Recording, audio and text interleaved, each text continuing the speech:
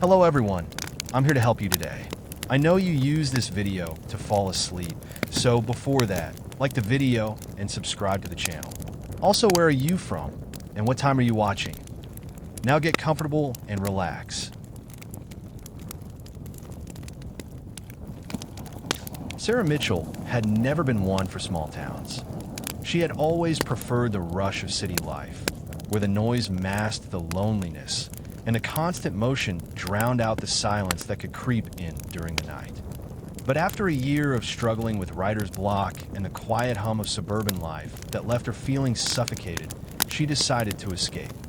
The idea of a remote town, with its isolation and untouched nature, felt like the perfect place to get back to herself, or at least that's what she told herself when she signed the lease.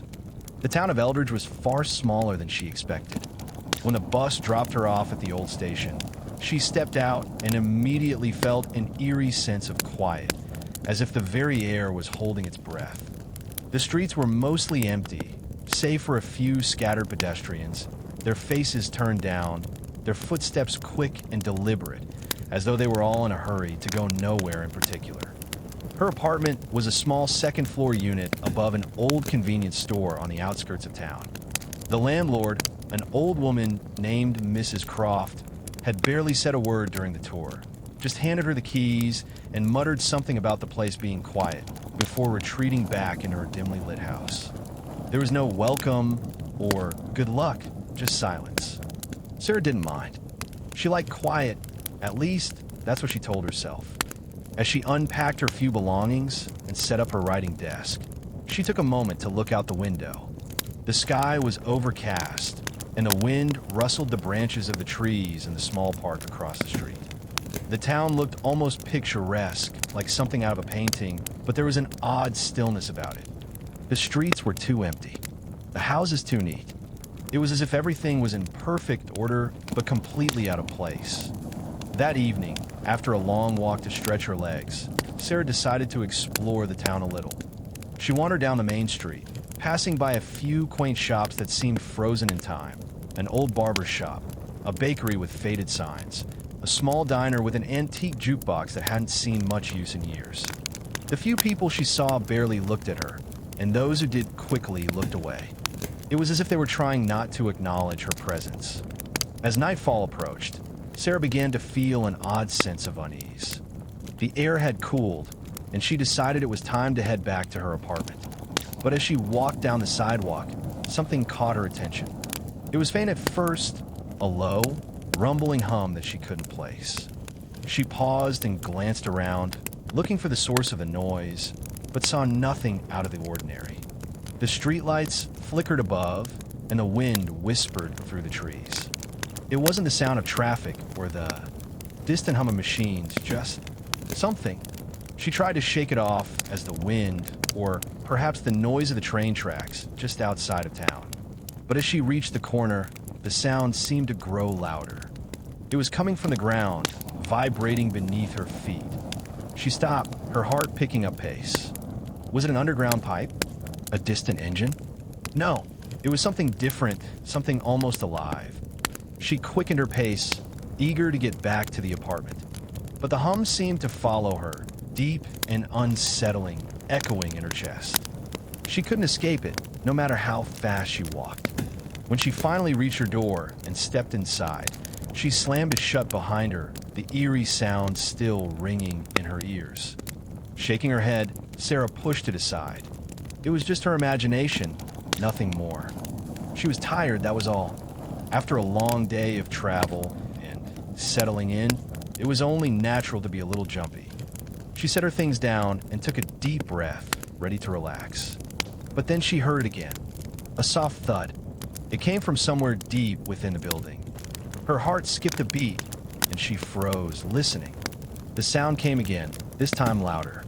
A dull, persistent thump. Then a low, almost imperceptible hum that seemed to vibrate through the very walls. She glanced toward the window, expecting to see someone outside, but the street was empty. No one walked past, no cars passed by. The hum didn't seem to come from outside. It came from within, deep in the structure, in the very air.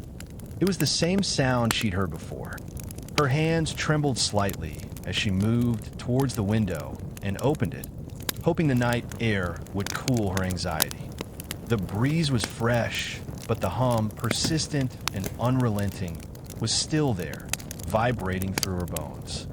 It was as if the sound had always been there, and now that she had heard it, it was impossible to ignore. She closed the window and turned to the kitchen, where a single light flickered above the sink. The noise seemed to pulse with the flickering light, growing louder and more insistent.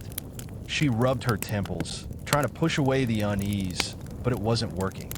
Then, just as suddenly as it had started, the sound stopped. The silence in the apartment was deafening. Too quiet. It pressed in on her, making her feel claustrophobic. Sarah glanced around, unsure if she'd imagined the whole thing. But the weight of the silence felt heavier now, almost suffocating. She tried to distract herself by grabbing a book, but the hum lingered in the back of her mind. She couldn't shake the feeling that the town itself was holding its breath, waiting for something she couldn't yet understand. The noise would not be the last time she heard it. But for now, in the fragile stillness of her apartment, Sarah only had one question. Why didn't anyone else hear it? Sarah couldn't shake the feeling that something was wrong.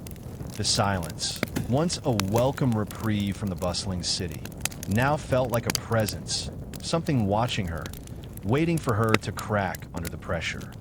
As she lay in bed that night, her mind kept wandering back to the sound, the low hum that seemed to burrow into her thoughts.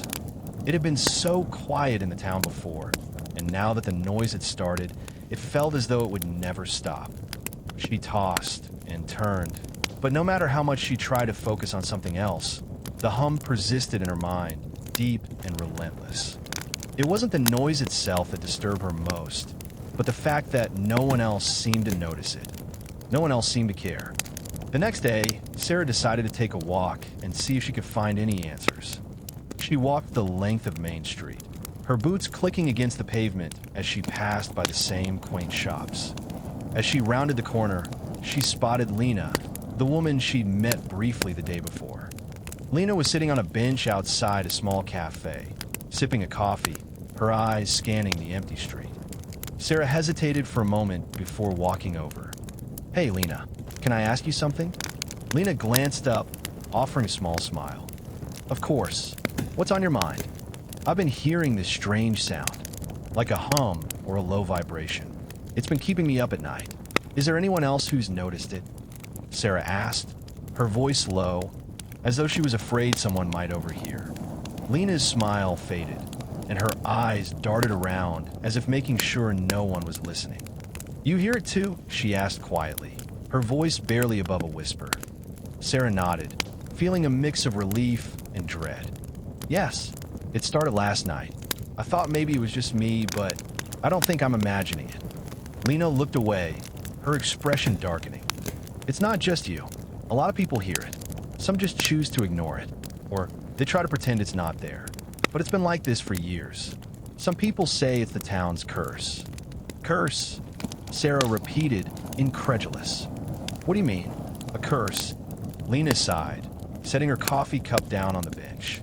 "A long time ago, something terrible happened here. I don't know all the details, but there was a massacre, a religious conflict, I think. A lot of people died, and ever since then the town's been haunted, I guess. The sound started soon after, and it's been getting worse over the years." Sarah stared at Lena, trying to process what she was hearing. A massacre? A curse? It sounded like something out of a horror story, but the way Lena spoke made it clear that she wasn't joking. "What happened to the people who were involved? The ones who survived?" Sarah asked, her voice trembling slightly. Lena hesitated, as though unsure whether to continue. "Some of the survivors are still here. They don't talk about it. They pretend like it never happened, like if they ignore it, it'll go away. But it doesn't. The sound just keeps getting louder. And more people, well, they start acting strange. You'll see it eventually. People get paranoid, violent. They do things they wouldn't normally do." The hairs on the back of Sarah's neck stood up. "And you think it's all because of the sound? The curse?" Lena nodded grimly. "It's not just the sound. It's everything. The town is trapped in its past, and the sound is the reminder, the constant reminder of what happened here. Sarah felt a chill crawl up her spine. The hum, which had seemed so distant and surreal the night before, now felt like something far darker, a presence that had been here long before her, and something that might never let her leave. As they spoke, the sound returned, faint at first, then gradually growing louder, as if it had been lurking just beneath the surface, waiting for the right moment to make its presence known. Sarah's pulse quickened as she looked around, but no one else seemed to react. It was as though the townspeople had all grown used to it, accustomed to the hum that was now part of the very air they breathed. "You can hear it now, can't you?" Lena said quietly, almost as if reading Sarah's mind. Sarah nodded, her eyes wide. "How do you live with it?" Lena gave a hollow laugh. "You don't. You just survive it. You learn how to talk about it. You keep your head down. It's the only way to stay sane." Sarah felt the weight of Lena's words press down on her chest. She had come to this town to escape her own demons, but now she was staring down something far more insidious, something that couldn't be outrun or ignored. The hum wasn't just a sound. It was a warning, a reminder of something terrible, and the longer she stayed, the harder it would be to escape it. As the sound continued to rise, Sarah made a decision. She had to get to the bottom of this. She had to understand what was happening, or she might never find peace again. "Where can I learn more about the town's history?" Sarah asked, determination creeping into her voice. Lena gave her a long, hard look, as though weighing whether to tell her. Finally, she spoke. "There's an old library on the edge of town. It's got records, diaries, old news clippings. You might find something there, but be careful. Some things are better left forgotten." Sarah nodded, her resolve hardening. "I'll be careful." But deep down, she knew she couldn't stop now. Not when the hum was growing louder, calling her to uncover the town's darkest secrets. The next day, Sarah found herself standing in front of the old library, a looming building that seemed to have grown tired over the years. Its faded brick exterior was weathered by time, and the large windows appeared to have seen better days, their panes cracked in places. The air around the library felt heavy, thick with an unspoken history. It was the kind of place that made you want to step inside but also turn back. She pushed open the creaking door, which let out a long, protesting squeak, and stepped into the dim interior. The scent of old books hit her immediately, dust, leather, and something faintly musty that clung to the air.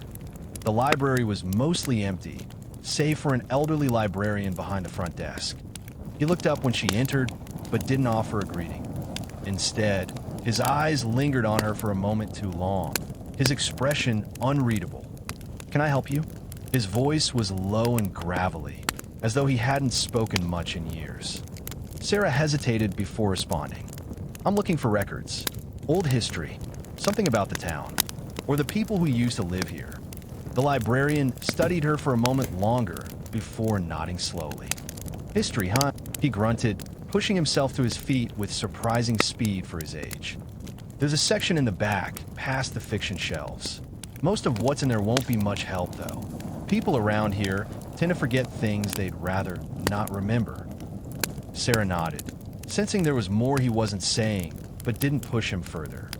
She thanked him and made her way to the back of the library, where the shelves seemed even older than the rest of the building. The air grew cooler as she walked deeper into the shadows, and she noticed that the further she went, the less well-kept the books seemed. Some were stacked in piles, others piled haphazardly, as though they had been left in a hurry. It was an unsettling sight. She pulled out a few books on local history, flipping through them without much luck.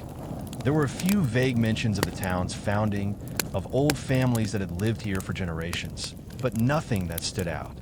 The sound of the hum, faint at first, grew louder as she kept searching, filling the corners of her mind and making it harder to focus. Then, at the very end of the room, she found it, an old leather-bound journal that seemed out of place among the dusty tomes. The pages were yellowed and brittle, its cover cracked and worn from years of neglect. Something about it drew her in, as though it had been waiting for her. She opened the journal carefully, the pages creaking in protest. The handwriting inside was sharp, hurried, almost frantic at times. It took her a moment to make sense of the words, but as she read, she felt a chill settle deep in her bones. The journal belonged to someone named Eleanor Vance, a woman who had lived in Eldridge over 100 years ago. Her entries described the town's earlier days, the arrival of settlers, the peace that had once existed. But as she turned the pages, Sarah's stomach tightened. Eleanor's tone shifted, becoming darker and more fearful as the journal went on. There were references to something in the woods. Strange happenings. People going missing. The town's leaders trying to cover it all up. And then, in the last few pages, there was a cryptic entry that stopped Sarah's breath in her throat. The sound. It's here. It calls to us. The voices of those we killed. The ones who are still trapped beneath the earth. It will never stop. It never ends. They won't let us forget. Sarah's hands trembled as she turned the page, but there was nothing left. The rest of the journal was blank, its final words hanging in the air like a curse. The hum outside the library grew louder, a constant buzz that seemed to vibrate through the floor beneath her feet. She closed the journal with a snap, her pulse racing. This was it. This was what Lena had meant by the curse. The sound, the hum, it wasn't just a random occurrence. It was tied to the town's bloody past, to the people who had died here, to the massacre that had left Eldridge scarred for generations. But what did it mean? And how could it be stopped? As Sarah stood up, she felt a presence behind her. She turned quickly, expecting to see the librarian, but the room was empty. The air felt thick, oppressive, and the hum seemed to be coming from all directions now, swirling around her head. She could hear it, couldn't escape it. It felt as though the sound had wrapped itself around her mind, pressing in from every side. Just then, the door to the library slammed open, and Lena stood in the doorway, her face pale and drawn. "Sarah, we need to go. Now." Sarah froze, her heart hammering in her chest. What's going on? What is happening here? Lena's eyes were wide with fear. The sound's getting worse. It's not just the town anymore. It's spreading. I don't know how long we have before it consumes everything. Before Sarah could respond, the hum grew deafening, shaking the walls of the library. It felt as though the ground beneath them was vibrating, the air thick with pressure, like something ancient and monstrous was waking. Lena grabbed her arm and pulled her toward the door. "Come on, we have to get to the old church. It's the only place left. If there's any chance to stop this, that's where it has to happen." Sarah didn't question her. The time for answers had passed. All that mattered now was escape, and whatever was coming, she didn't want to face it alone. As they ran through the streets of Eldridge, the hum grew louder, filling the town like an unseen force. The people they passed didn't even seem to notice anymore. They walked aimlessly, heads down, eyes blank. The sound was already inside them, and they had given in. Lena pulled Sarah toward the edge of town, where a dilapidated church stood on a hill. It had once been a place of worship, but now it looked abandoned, its windows shattered, the stone steps cracked and weathered. But there was something about it that made Sarah feel that this was where it all started and where it might finally end. They reached the church door, and Lena shoved it open. The interior was dark, the air thick with dust, but there was a strange energy here, a feeling that they were on the precipice of something far beyond their understanding. "I've been here before," Lena said, her voice barely a whisper. This is where the town's founders tried to bury the past, but they didn't succeed. They couldn't escape the sound. Sarah looked around the church, her heart racing. The walls were covered in strange symbols, old carvings that seemed to shift and move as she stared at them. "What do we do now?" Sarah asked, her voice trembling. Lena turned to her, a haunted look in her eyes. "We face it, whatever's been buried here, whatever made the sound. We have to confront it, before it consumes us all." The doors of the church creaked shut behind them, sealing them in darkness. The air felt different here, heavy with age and something else, something ancient. The hum that had followed them through the town pulsed through the walls now, vibrating in the very foundation of the building. Sarah could feel it in her bones, a low, relentless thrum that made her insides feel like they were being twisted. Lena moved quickly through the dusty pews, her footsteps echoing, as if the church itself was holding its breath. The place was vast, but it had an emptiness to it, as though it had been abandoned for far longer than it had been used. The stained glass windows, once vibrant with color, were now dull, cracked, and grim. The air smelled of mildew and decay, and the flickering shadows cast by the broken windows gave the room a sense of restless motion. They reached the altar, a simple stone structure covered in thick layers of dust. In the center, there was a large, circular mark on the floor, a faded symbol carved deep into the stone. The markings matched some of the symbols Sarah had seen etched into the walls of the church. They appeared to be ancient, but there was something disturbingly familiar about them, something that resonated deep within her. Lena knelt before the mark, brushing her fingers across the worn edges of the symbol. "This is it," she said softly. "This is where it started. The ritual, the binding." Sarah watched her closely. Ritual? Binding? Lena's eyes were distant, as though she was remembering something painful. When a massacre happened, the people of Eldridge tried to bury their sins. They thought they could atone by making a sacrifice, something to appease whatever was out there, whatever had been awakened in the woods. They called it a ritual, but it was nothing more than an offering to silence the voices of the dead. They thought they could bind the sound, keep it from spreading, but they were wrong. The town's guilt didn't go away. It festered. Sarah felt her stomach twist. What happened to the people who made the sacrifice? "They're still here," Lena whispered. "Their spirits are trapped, just like the others. And the sound, it's them. It's their voices try to break free." The hum, now almost deafening, reverberated through the church, as though it were emanating from beneath the stone floor. Sarah could feel the pressure in her chest, as if the air itself were thickening, closing in around them. She glanced down at the symbol, and suddenly she understood what it meant, why it was here, why this church had been built. It was a seal, a prison to keep the spirits contained. But something had gone wrong, and now the seal was weakening. "We need to stop it," Sarah said, her voice urgent. "We need to do something before it breaks free." Lena turned to her, her face pale and set with grim determination. "There's one way. We have to finish the ritual, complete what they started." Sarah stared at her, fear rising in her throat. "How do we do that? We can't. We can't just finish it. What if we make it worse?" Lena took a deep breath, steadying herself. "It's the only way. If we don't, the sound will consume everything. The town, the people, us." She looked at Sarah with pleading eyes. "You don't have to help if you don't want to. But you've already heard it, haven't you? The hum. It's already inside you. You can't escape it." Sarah's mind raced. She had no idea what Lena was talking about. This ritual, this curse, it all seemed impossible. But the hum, the sound that had haunted her since the first night she arrived, it was real. And it wasn't just in her mind.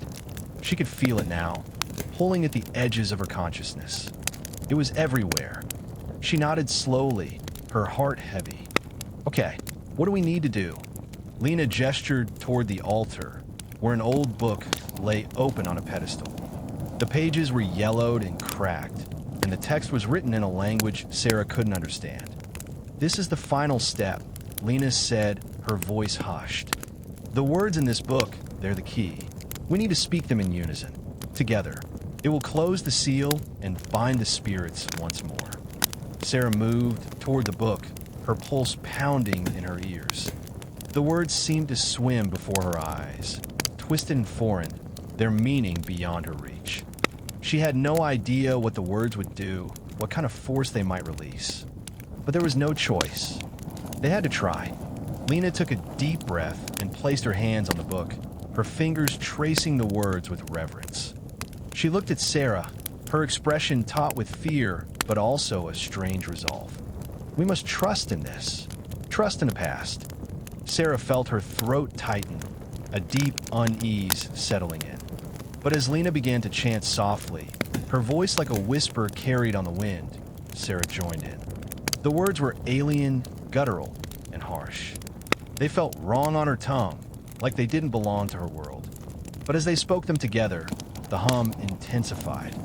The air in the church thickened, the temperature plummeting, and for a moment, Sarah thought she saw shapes flickering in the corners of her vision, figures moving in the shadows, their faces distorted in agony. They were the spirits, the souls trapped beneath the earth. They were waking, but they weren't the only thing waking. The ground beneath them began to tremble, the walls of the church shuddering with a deep, guttural growl. The hum, no longer a low vibration, ripped through the air, filling every inch of the church with a deafening roar. Lena's voice wavered, but she kept chanting, her eyes wide with terror as the room seemed to distort around them. "We have to finish it. We have to seal it," she cried. Sarah clutched the book tightly, her hands shaking as the sound grew louder, almost unbearable. The walls were cracking now, the floor splitting as though the very foundation of the town was breaking apart. She could hear the whispers, voices no longer distant but right behind her. And then something terrible. A figure emerged from the shadows at the back of the church, its form skeletal, draped in tattered robes. Its face was an abyss, a black void where its eyes should be. The hum reached its peak, vibrating through Sarah's bones, but the figure didn't speak. It just watched them. Lena gasped, her chant faltering. "It's here. It's too late." "No," Sarah breathed, gathering her strength. "We're not finished yet." With all the power she could muster, Sarah forced herself to speak the final word in the chant. As soon as it left her lips, the entire church shook violently, and the figure in the shadows screeched in anguish. The hum began to fade, as though something deep within the earth had been shut away. The walls stopped cracking, the air became still again, and the temperature slowly returned to normal. For a moment, everything was silent. Lena collapsed to her knees, her breath ragged, her face drained of color. Sarah's pulse raced in her ears, and the weight of what they had done pressed down on her like an anchor. The book in her hands felt cold, colder than it should have been, and the faintest whisper of the hum lingered in the air, almost imperceptible. It sealed it. For now. But as Sarah looked around the church, she couldn't shake the feeling that someone was still watching. Something had been bound, yes, but not destroyed. Not gone. And one thing was certain. The sound would return. As the final echoes of the hum faded into silence, Sarah and Lena sat motionless on the cold stone floor of the ruined church, their breath shallow and unsteady. The air around them felt different now, lighter, but not entirely safe. The oppressive weight had lifted, but a lingering presence remained, like the last remnants of a storm that had yet to fully pass. Sarah's fingers were still wrapped tightly around the old book, her knuckles white. She could feel something inside it, a pulse, faint but undeniable, like a heartbeat beneath the leather cover. It was as if the book itself was alive, waiting for its next purpose. Lena swallowed hard, pushing herself upright. Her body trembled as she turned to Sarah, her voice barely above a whisper. "We stopped it, didn't we?" Sarah looked around the church. The walls, once trembling with unseen forces, were now eerily still. The floor had cracked in places, but it hadn't collapsed. The shadowed figure that had watched them from the darkness was gone. And yet, "I don't know," Sarah admitted. Her voice was hoarse, raw from the chanting. I think we sealed it again, but something doesn't feel right." Lena's hands clenched into fists. "What do you mean?" Sarah hesitated. How could she explain it? The hum was gone, yes, but she could still feel something inside her, like an itch just beneath her skin. The way the book pulsed against her fingers. The way the silence around them felt almost unnatural, as if something had been erased, but not forgotten. She looked down at the old text in her hands. The once faded ink on its pages now looked fresh, as if someone had written in it just moments ago. She traced her fingers across the final word they had spoken, the one that had ended the ritual.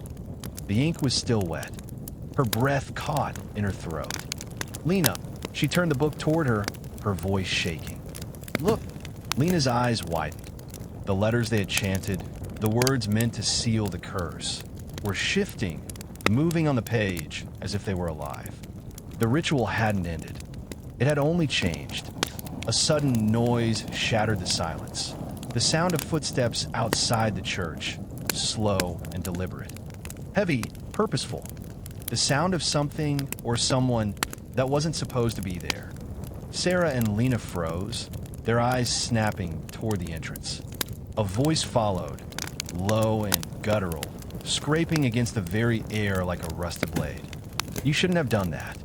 The doors, which had been shut tight only moments ago, creaked open on their own. The air outside was thick with fog, swirling into the church like grasping fingers. And through the mist, a figure stood just beyond the threshold, its face hidden in shadow. Sarah's breath turned to ice. It wasn't the same figure they had seen before. It was something new, something worse, and it was smiling.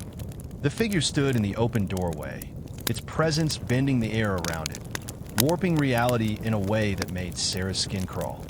The fog coiled at its feet, stretching into the church like living tendrils.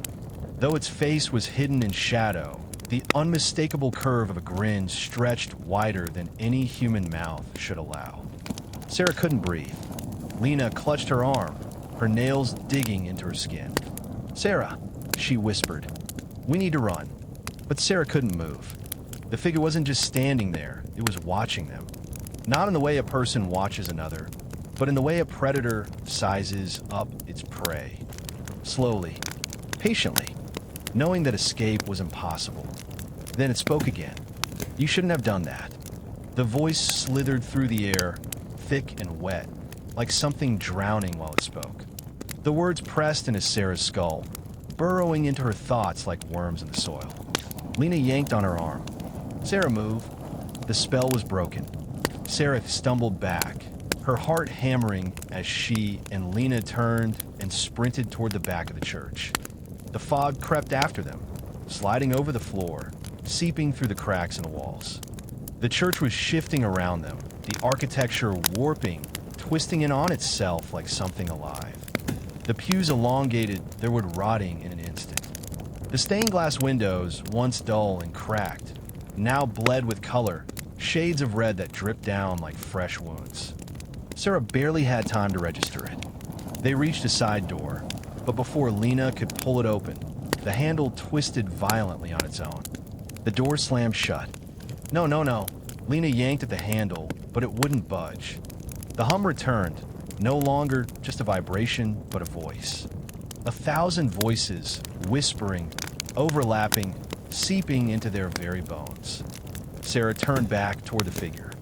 It was closer now, no longer by the entrance, but standing just a few feet away. Its grin had grown wider. Something moved beneath its skin, something alive.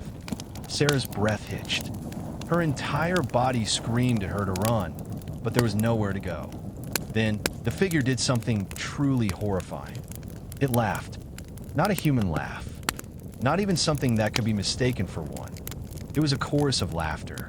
Hundreds of voices, all spilling from that single mouth. Male and female, old and young, laughing in unison, mocking, delighted, hungry.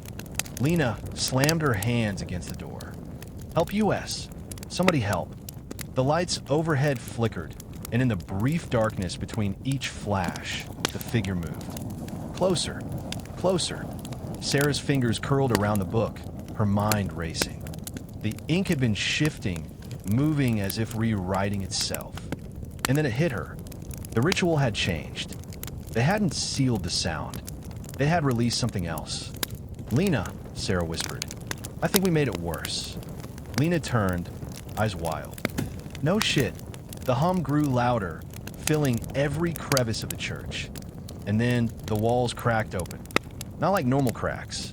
Not like stone giving way to age. The cracks bled. Darkness oozed from them, thick and pulsing, spreading like veins through the walls. The figure took another step forward, its grin stretching past its cheeks. And in that moment, Sarah realized the truth. The town had never been cursed. It had been a prison, and they had just set the monster free. The walls bled darkness, the air thick with the sound of 1,000 whispering voices. Sarah's heartbeat pounded in her ears, drowning out everything but the monstrous thing before them. The figure no longer stood. It loomed, its shape flickering, shifting between something almost human and something impossibly wrong. Its grin stretched, jaw unhinging slightly, revealing teeth too sharp, too numerous. The laughter stopped. The silence that followed was worse. Lena trembled beside her. Sarah, her voice was barely audible over the hum reverberating through the church. Sarah gripped the book tighter. The ink was still moving, still rewriting itself. They had spoken the ritual, but the book had changed. Whatever was bound beneath this town, beneath the church, wasn't just contained by the ritual. It had been feeding off it, and now it was free. The figure tilted its head, considering them like insects beneath its heel. Then it whispered, "Run." The air in the church collapsed inward. Pews shattered into splinters. The stained glass windows exploded outward. The fog surged through the open spaces, writhing like living tendrils. Sarah didn't think. She grabbed Lena's wrist and ran. They didn't head for the door. They knew it would be useless. Instead, Sarah led them deeper, toward the altar where the circular seal had been carved into the stone. The hum grew unbearable, vibrating through her bones, making it feel like her skull was going to crack open. Behind them, the figure moved, but not by walking. It glided. It shifted through space like a shadow, flickering closer, never quite moving, but somehow always gaining. Sarah dove onto the altar, her hands slamming against the stone. "There has to be something," she cried, flipping frantically through the pages of the book. Lena backed against the altar, hands shaking. "Sarah, hurry the hell up." The figure stopped just before reaching them. It crouched, placing one hand on the cracked floor. The veins of darkness pulsed through the church, reaching for them. It wasn't just playing with them. It was waiting for them to realize, waiting for them to understand. Lena's breath hitched. "Sarah, why isn't it attacking?" Sarah's hand shook as she flipped another page. Then she saw it. The book was no longer rewriting itself. It had settled on one last passage. A single sentence scrawled in ink so deep it seemed to swallow the light around it. "The door cannot be closed without another sacrifice." Sarah's breath caught in her throat. Lena turned to her, eyes wide. "Sarah." The figure's grin stretched. It knew. The town had never been trying to seal the horror away. It had only been buying time.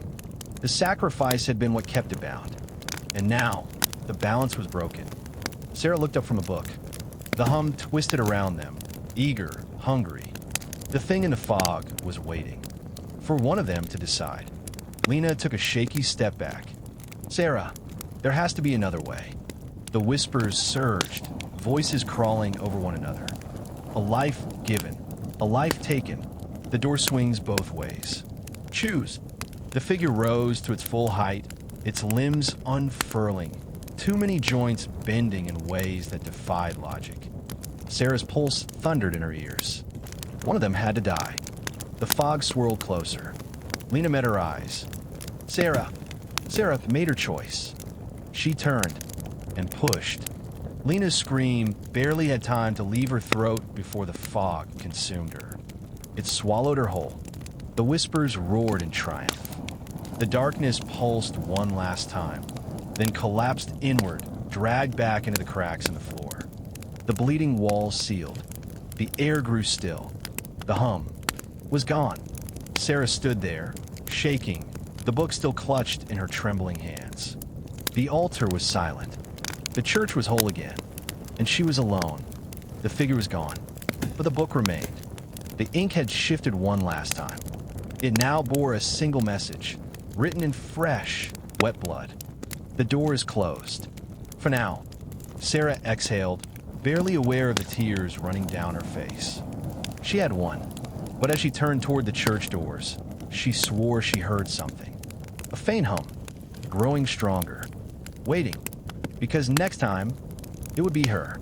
The town was silent when Sarah stepped outside. The fog had retreated, curling away into the cracks of the earth as if it had never been there. The air was still, thick with the scent of damp earth, and something metallic, something wrong. The church behind her stood whole again, but it felt different now. It felt watchful. Sarah's fingers remained curled around the book, the last message seared into her mind. The door is closed. For now. She stumbled forward, her body weak, her head pounding with the remnants of the hum still vibrating in her bones. The night was unervingly quiet, the town untouched by the horrors that had just unfolded inside the church. Lena was gone. Sarah swallowed the bile rising in her throat. She had chosen. She had given the sacrifice. And now, she was the one left to carry it. Her house was only a few blocks away, but every shadow, every rustling leaf, sent ice crawling through her veins. The streetlights flickered as she passed beneath them, their glow sickly and pale. She reached her door with shaking hands, fumbling with the lock before finally shoving it open. Inside, everything was the same. The same coat hanging by the door. The same half-empty glass of water on the counter. The same 2 coffee cups sitting in the sink from that morning. One of them wasn't needed anymore. Sarah let out a shuddering breath and dropped the book onto the kitchen table. She wanted to throw it into the fire, to rip the pages apart, but some deep, instinctual part of her knew. It wouldn't let her. This wasn't over. It would never be over. She collapsed into a chair, rubbing her face with trembling hands. And then, the hum started again. Faint. So faint she almost convinced herself it was her imagination. But it was there, waiting. Sarah's breath hitched as she turned to the book. The pages fluttered, though there was no wind. The ink shifted. New words bled onto the paper, forming slowly, deliberately. She swallowed hard and forced herself to read. A debt was paid, but the balance is never settled. The hum grew louder. Sarah's reflection in the dark window pane flickered. There was someone standing behind her. Sarah's breath caught in her throat. She couldn't move. The reflection in the darkened window remained still for a moment, too still. The shape behind her was tall, shadowed, its form just barely out of focus, as though reality itself refused to acknowledge it. Then, it tilted its head. Sarah spun around. The room was empty. The only sound was the ticking of the kitchen clock. Her body trembled, her skin clammy. She squeezed her eyes shut, trying to steady her breathing. It was just the exhaustion, the guilt, the shock of everything that had happened. She was alone. Lena was... Sarah squeezed her eyes shut harder. She couldn't think about that. Not now. She turned back to the table. The book lay open, its pages yellowed and brittle, the ink moving again, reshaping itself into another message. You opened the door. Sarah clenched her fists. "No," she whispered. "I closed it." The ink twisted. You closed one. Her stomach sank. The air in the room grew colder. The lights above her flickered, humming with power. She reached out with hesitant fingers and turned the page. More words bled through the paper, scrawled in something darker than ink. She's not gone. Sarah's chest tightened. Her mind screamed at her to slam the book shut, to toss it in the fire and run. But she didn't, because deep down she already knew. She had felt it the moment she left the church. The moment the town swallowed the truth and fell back into its eerie, unnatural silence. Lena wasn't gone. Not completely. The hum returned, vibrating through the walls. A whisper slithered through the air, soft and trembling, barely audible. "Sarah, help me." The voice was warped, distant. But it was Lena. Sarah's heart pounded as she staggered away from the table. The voice came from the book. No, not just the book. From inside it. The air pressed against her like invisible hands. The kitchen around her blurred at the edges, as if she were sinking into a dream. No, a nightmare. She forced herself to look down. New words had appeared on the page, scrawled with frantic, clawing strokes. "She's waiting for you." Sarah's breath shuddered. The words bled into something new, rearranging into a single question. "Will you open the door again?" The hum grew deafening. The kitchen light exploded, and the house plunged into darkness. Sarah stood frozen in the suffocating darkness. Her breath came in sharp gasps, the shattered light bulb's glass crunching beneath her bare feet as she stumbled backward. The hum had become something worse now, something that pulsed through the walls, through her bones. And then Lena's voice came again. "Sarah, please, it's so dark here." Sarah's stomach twisted. It was her voice, her best friend's voice. But there was something off, a distortion just beneath the surface, like a recording played backward at the edge of hearing. Her eyes flicked to the book. The pages rippled, shifting like something beneath them was breathing. The words blurred, rewriting themselves in frantic, desperate strokes. Sarah's hands trembled as she forced herself to look at the book. The ink writhed across the page, reshaping into new words, urgent, desperate. She is trapped. She is waiting. She is not alone. Sarah swallowed hard. The air around her felt heavier, pressing against her skin like unseen fingers. Every instinct screamed at her to run, to throw the book into the fire, to forget. But Lena's voice came again, softer this time, broken. "Sarah, you left me." A sharp pain stabbed through Sarah's chest, deeper than guilt, remorse, horror, certainty. Lena was still in there. Sarah shook her head, her pulse hammering. No, it wasn't possible. She had seen the fog take her, had felt the presence consume her. The ritual demanded a sacrifice. But what if? What if it hadn't killed her? What if it had taken her somewhere else? A new message bled onto the page. "You can bring her back." Sarah's breath hitched. The book had lied before, hadn't it? Or had it only told the truth in ways meant to be misunderstood? She pressed her hands against her head. This was insane. She couldn't go back. She shouldn't go back. But she had made her choice once. And if there was even a chance Lena was still alive. The book shuddered, its pages flipping violently on their own. The air around her grew thick, charged, like the moment before a lightning strike. One final message inked itself across the ancient paper, and as Sarah read it, a cold hand brushed against the back of her neck. "Open the door." The floor beneath her collapsed into blackness. Sarah didn't have time to scream. She was falling. Sarah plunged into the darkness, the world stretching and warping around her as she fell. There was no wind, no sensation of motion, just an endless descent into nothing. Her breath came in ragged gasps, but no sound escaped. The air had been stolen. Then, impact. She hit something solid, but it wasn't the floor of her kitchen. It wasn't anything. The surface beneath her was smooth, cold, and wrong, like polished stone that had never been touched by light. The darkness around her pulsed, alive, shifting like something just beyond her vision was moving. Sarah pushed herself up on shaking hands. Her skin burned where she'd landed, as if the ground itself had tried to swallow her.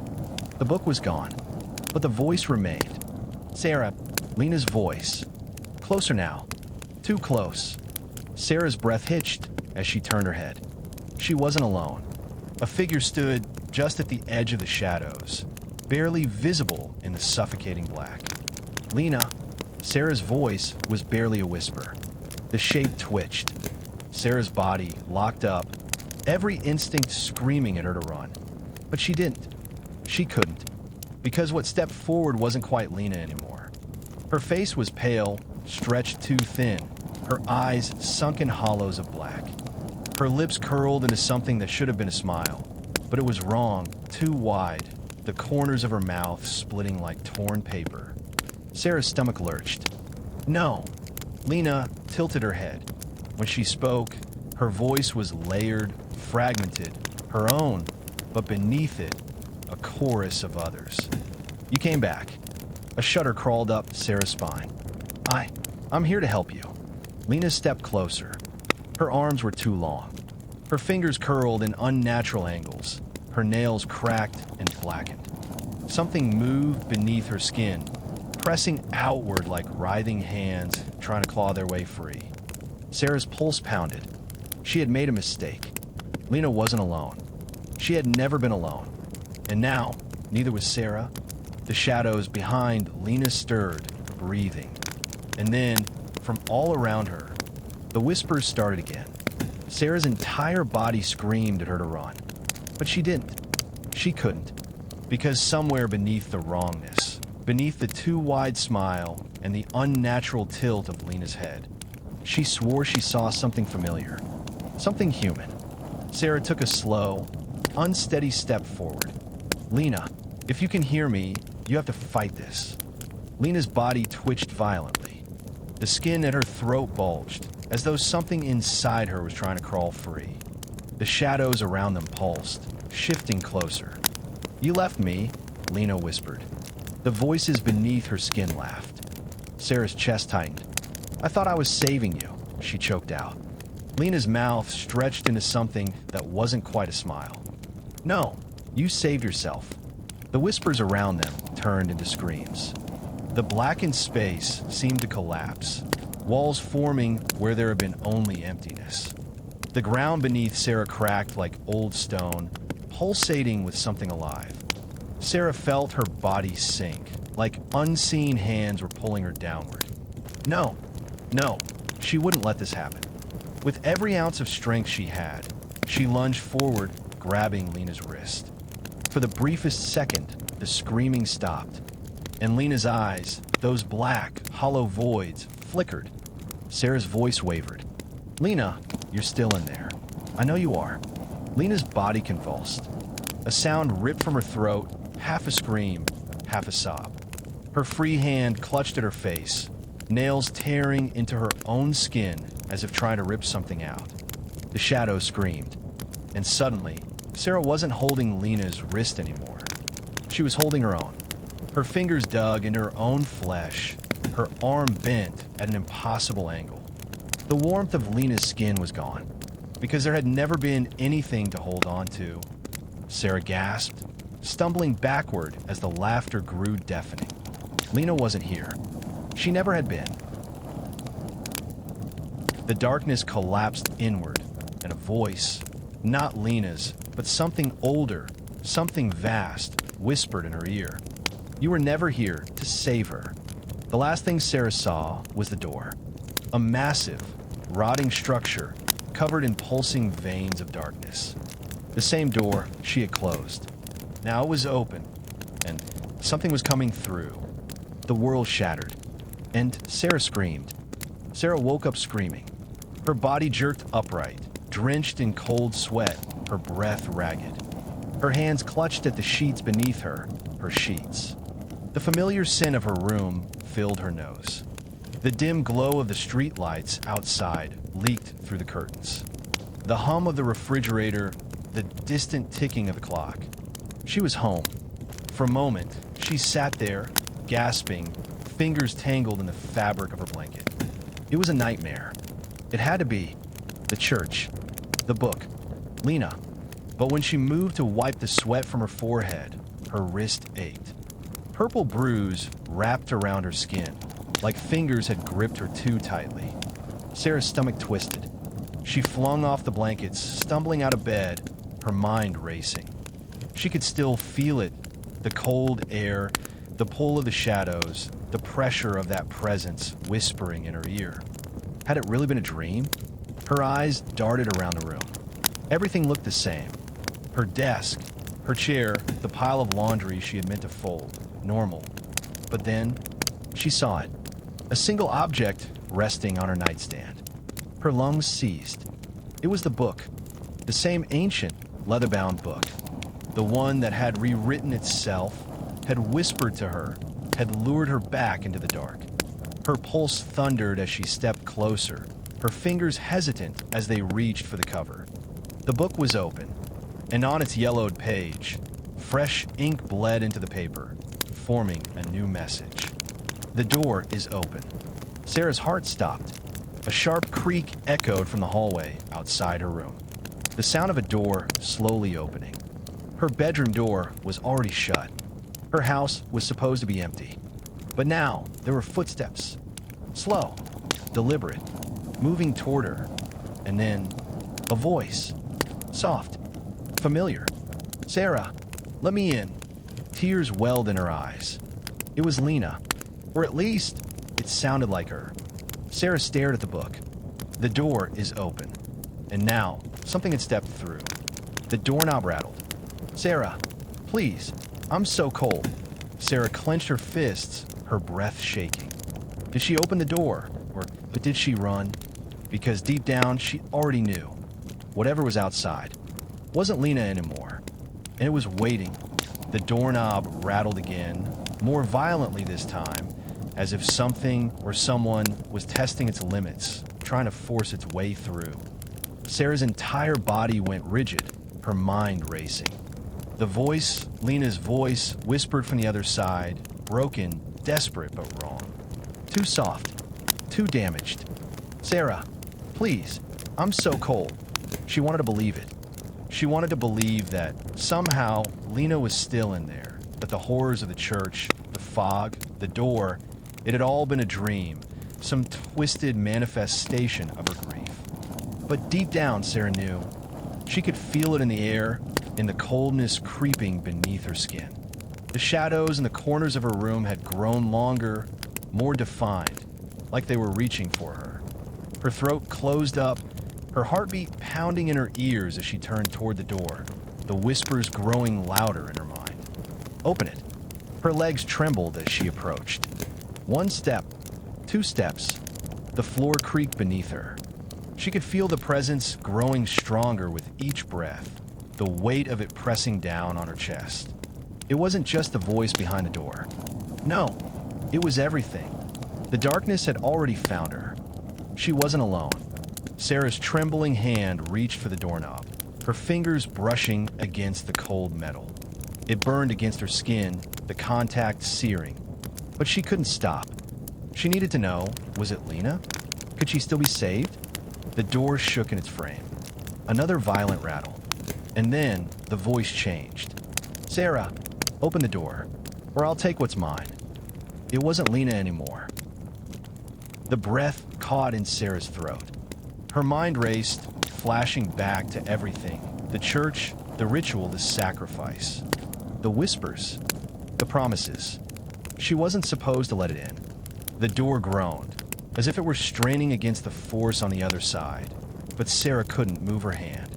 She couldn't bring herself to turn the knob. "Sarah," the voice broke, and then laughter.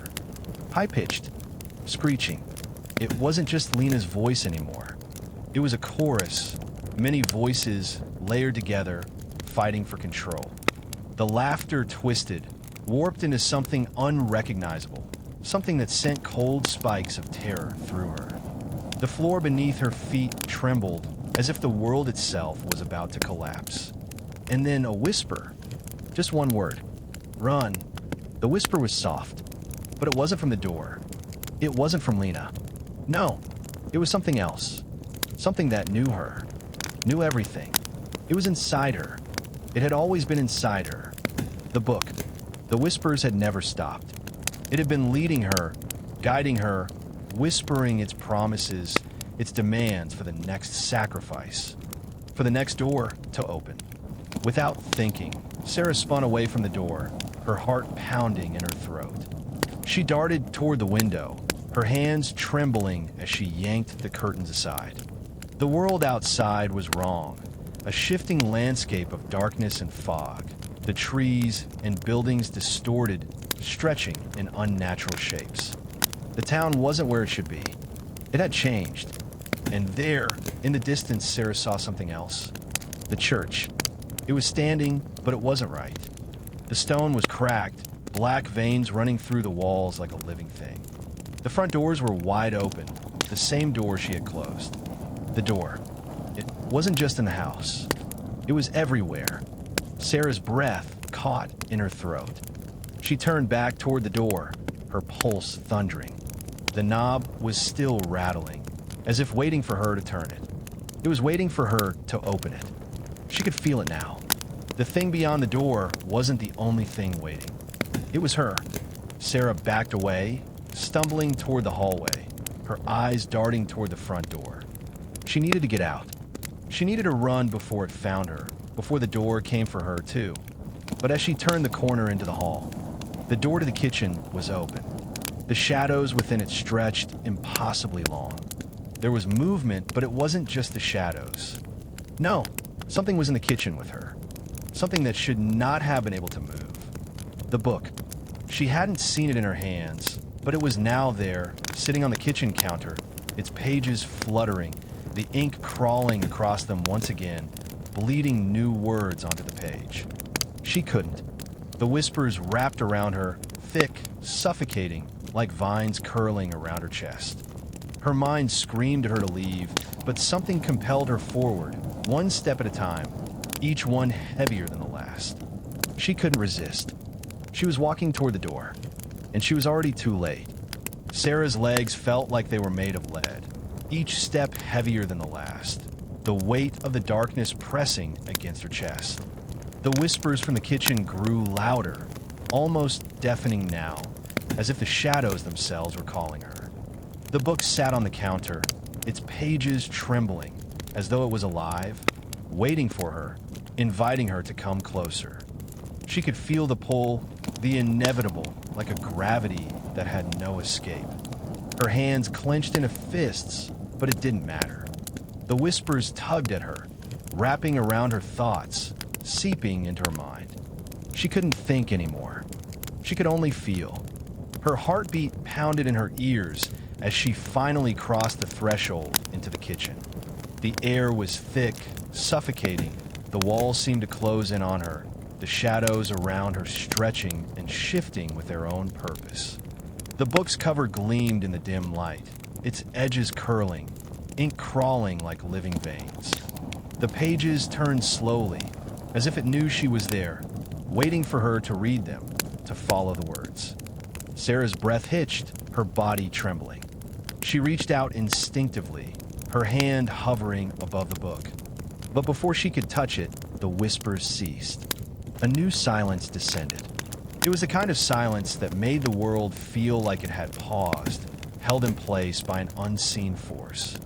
Her eyes were drawn to the pages, and she couldn't look away.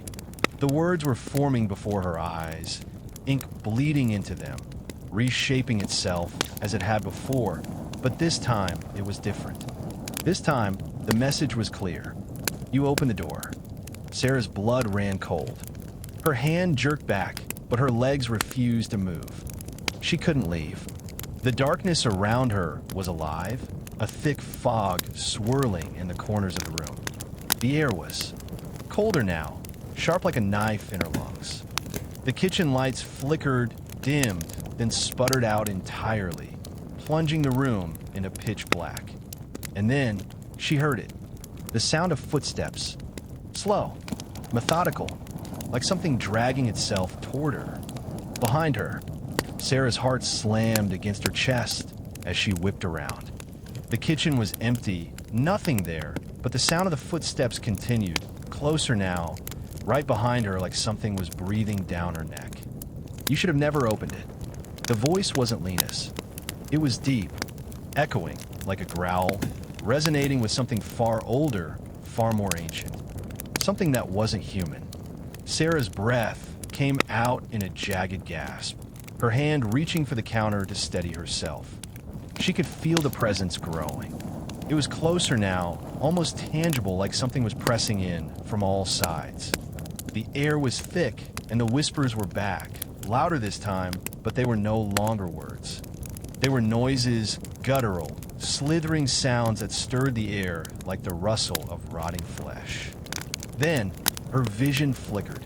The door. It was there, but it wasn't the same door. The walls around her were bleeding shadows, stretching into the room as though the entire space was warping, expanding. The kitchen, the house, everything was folding in on itself. The door loomed before her, larger than life, splintering at the edges, cracks running through it like veins. And in the cracks, eyes. Hundreds of them, blinking in unison. The thing beyond the door was watching. The thing that had been waiting. Sarah. The voice now was her own. She couldn't move. Her legs felt frozen, her mind hazy, like a fog had consumed her thoughts. But it wasn't her voice. Not really. It couldn't be. It came from everywhere, around her, in her, through her.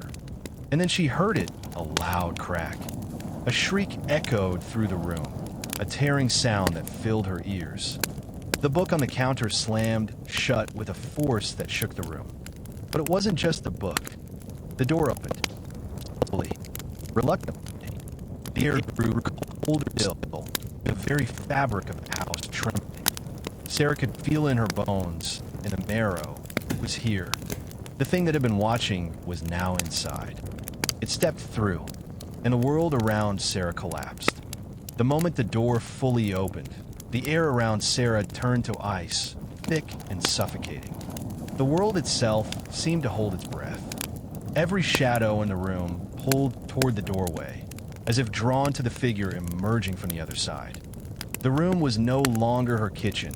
It was a void, a chasm stretching beyond reality. The figure that stepped through wasn't human.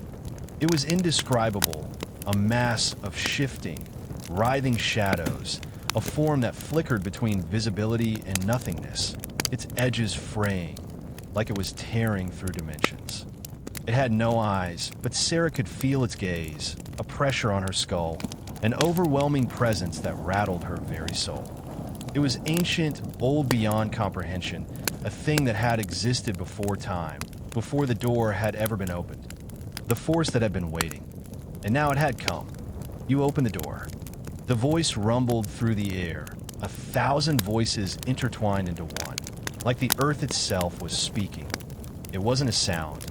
It was a vibration deep within Sarah's chest, something she felt in her bones, something that made her heart skip a beat. The figure moved closer, its shape flickering and shifting with each step, growing larger with every inch. Its form bent unnaturally, twisting at angles that made her insides churn. The darkness around it seemed to bleed into the air, consuming everything in its path, pulling at her, urging her toward it. Sarah took a step back, then another. But her legs were weak, her body refusing to move fast enough, the force of the entity around her pulling her in. She had opened the door. The shadows wrapped tighter around her, binding her, suffocating her in their weight. She couldn't breathe, couldn't think. You cannot run. The voice inside her head was hers, but distorted, warped. The words slithered into her mind, and she could feel them turning her thoughts into something alien. She stumbled backward, her body breaking through the shadows, desperate for air, desperate for escape. Her eyes darted toward the door that had been open for too long. It was no longer a doorway. It was a gash in reality, a rift into a world beyond this one, pulling everything into it, ripping the fabric of this world apart. Her eyes met the door. She saw beyond it, beyond the broken house, the rotting walls. She saw nothing. A black expanse, endless and suffocating, where no light reached.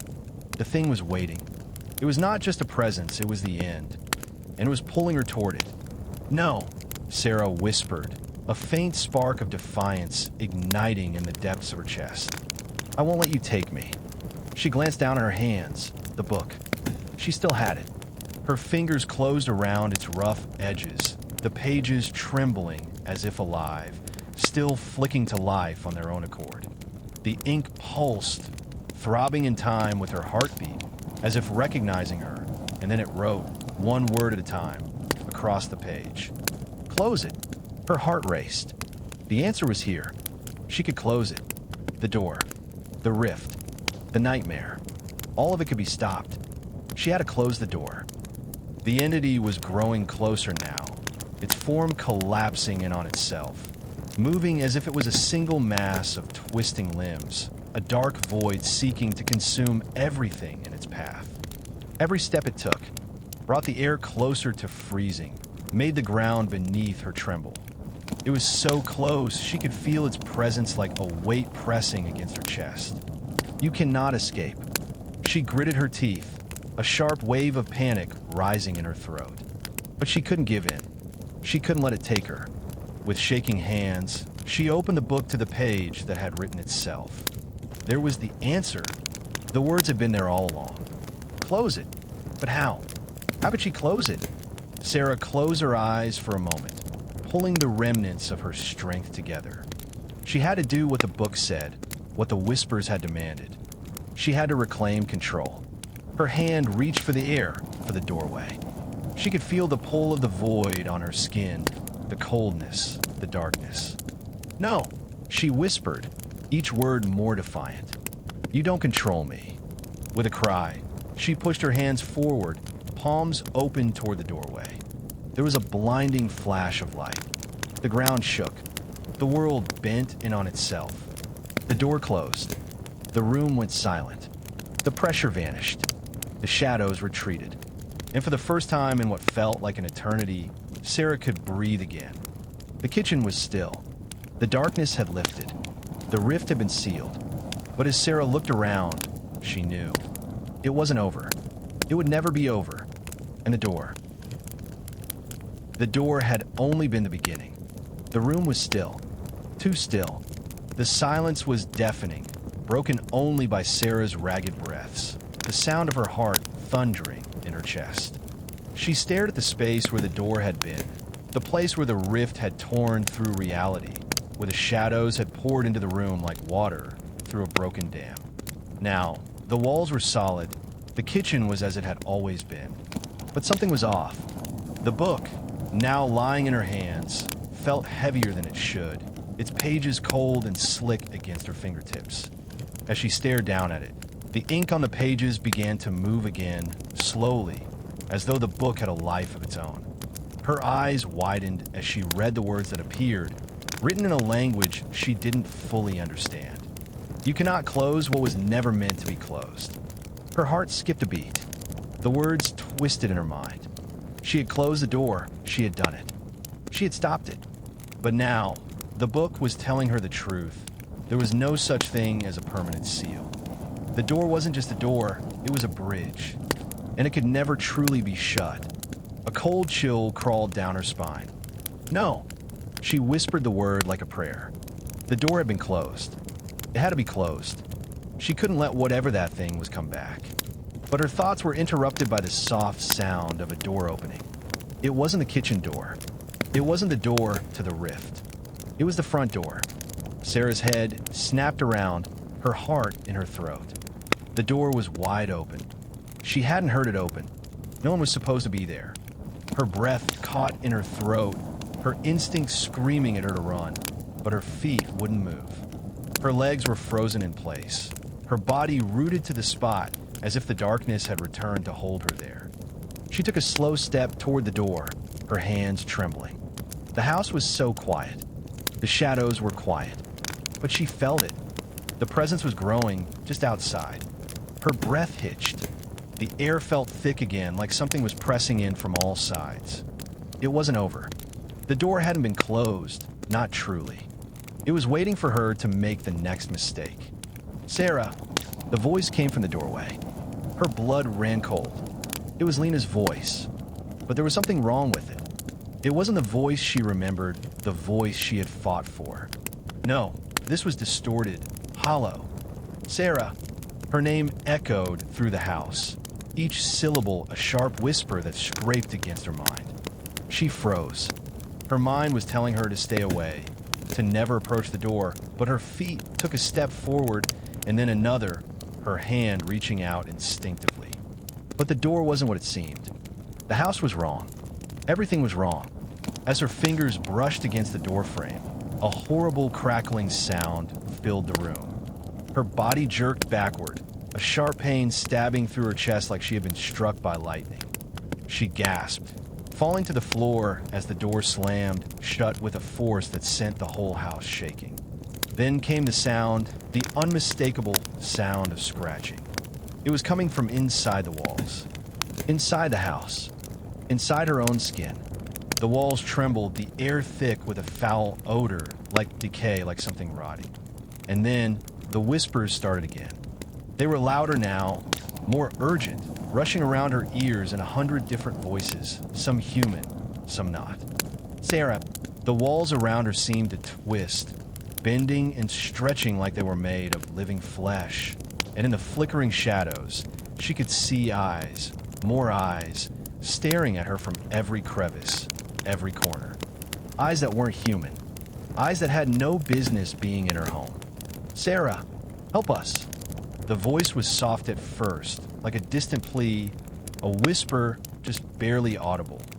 But it grew louder and louder until it was overpowering, echoing in her skull. Her hands trembled as she grabbed at her ears, trying to block out the noise, trying to shut it out, but it was impossible. The voices were everywhere. Lena's voice, her friend, came through clear as day. Sarah, don't let them in. But then, it wasn't just Lena's voice. There were others now. Many others, each one whispering, each one screaming. Sarah, help us. Open the door.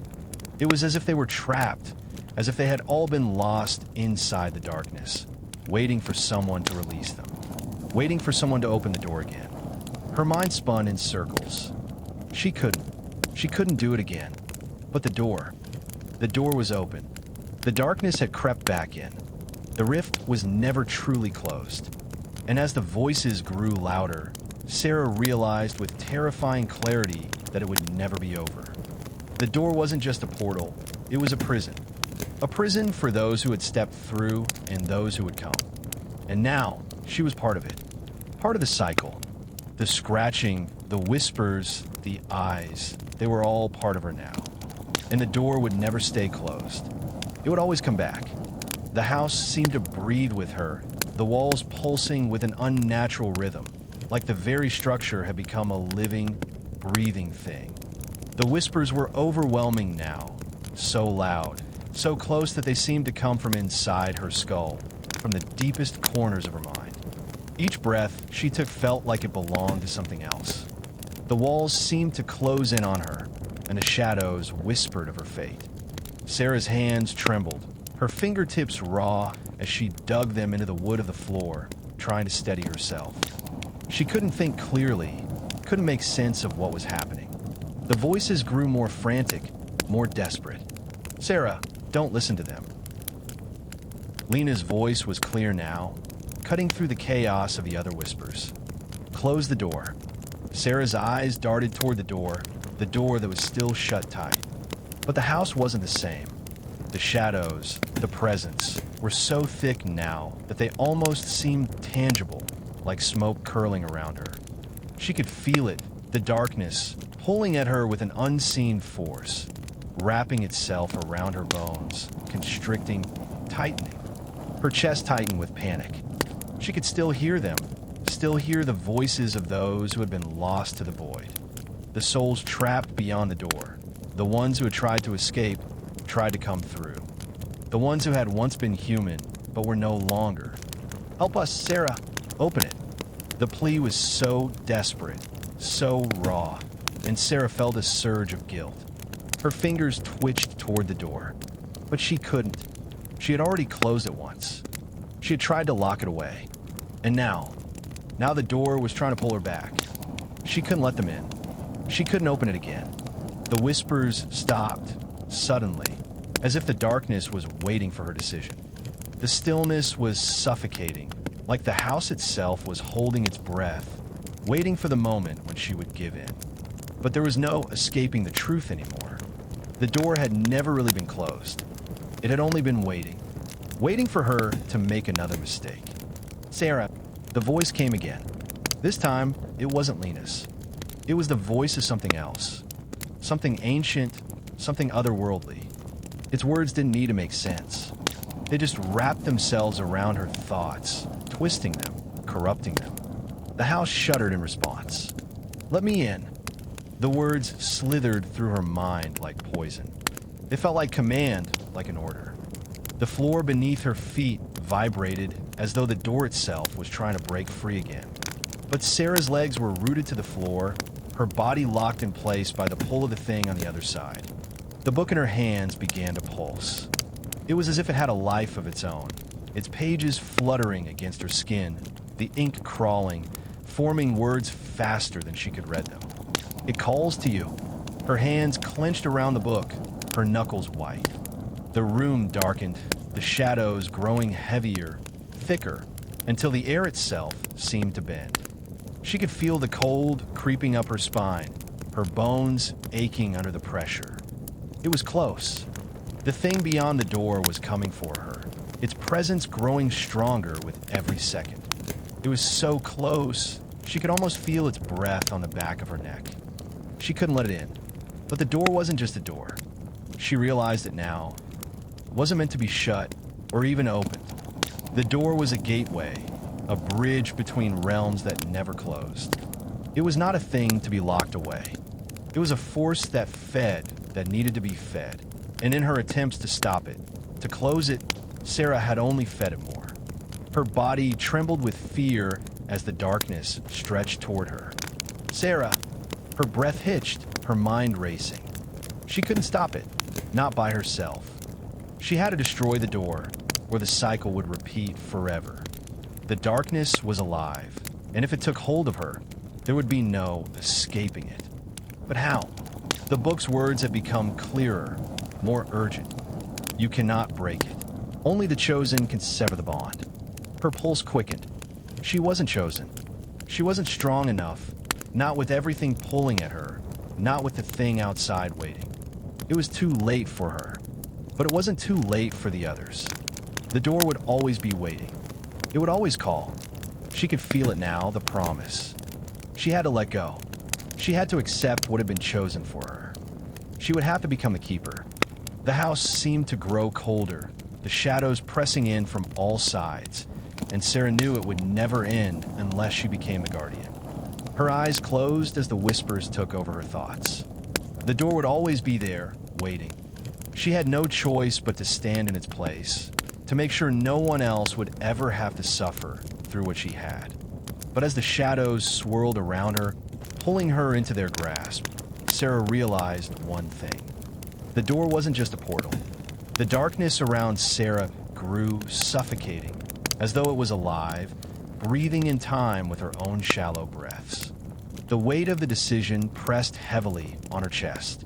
The book in her hands, once a tool of protection, now felt like a curse, its cold pages pressing into her skin like a reminder of everything she had failed to understand. She was standing at the edge of something she could never take back. The door, the thing beyond it, the force she had tried so desperately to shut out, was now within her reach. The door, the rift, was alive in a way she couldn't fully grasp, and it wanted her. It didn't care for her fear, her defiance. It only wanted her to open it again, to embrace it as she once had. She felt the voices grow louder once more, becoming a chorus that filled every corner of her mind, reaching deep into her thoughts. "Let us in," they whispered, their words soft and pleading. But the pleading held a terrifying urgency, a hunger that made her stomach churn. She knew that if she gave in, even for a moment, they would devour her, take her soul like they had done with Lena and countless others before. But there was no escaping it. The shadows twisted around her, pulling her down, suffocating her as if the air itself had turned to molasses, thick and heavy. She couldn't breathe. She couldn't think. It was as if her body was no longer her own. She wasn't just standing in the house anymore. She was standing at the threshold of another world, another dimension, one where there was no escaping the darkness.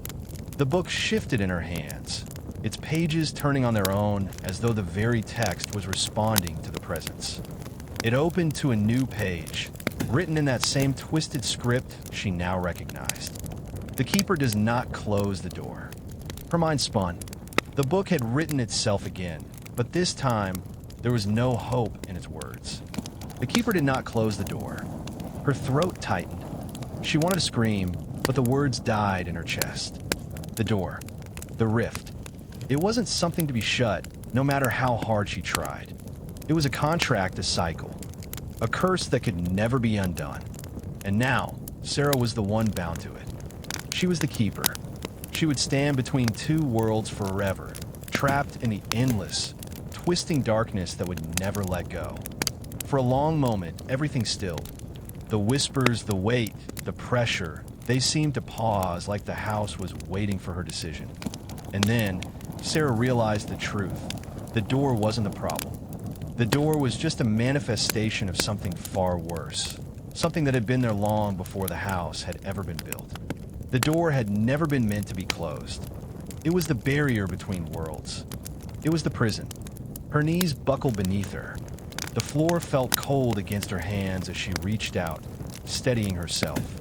She felt like she was being drawn into the very walls of the house, the shadows curling around her body like claws.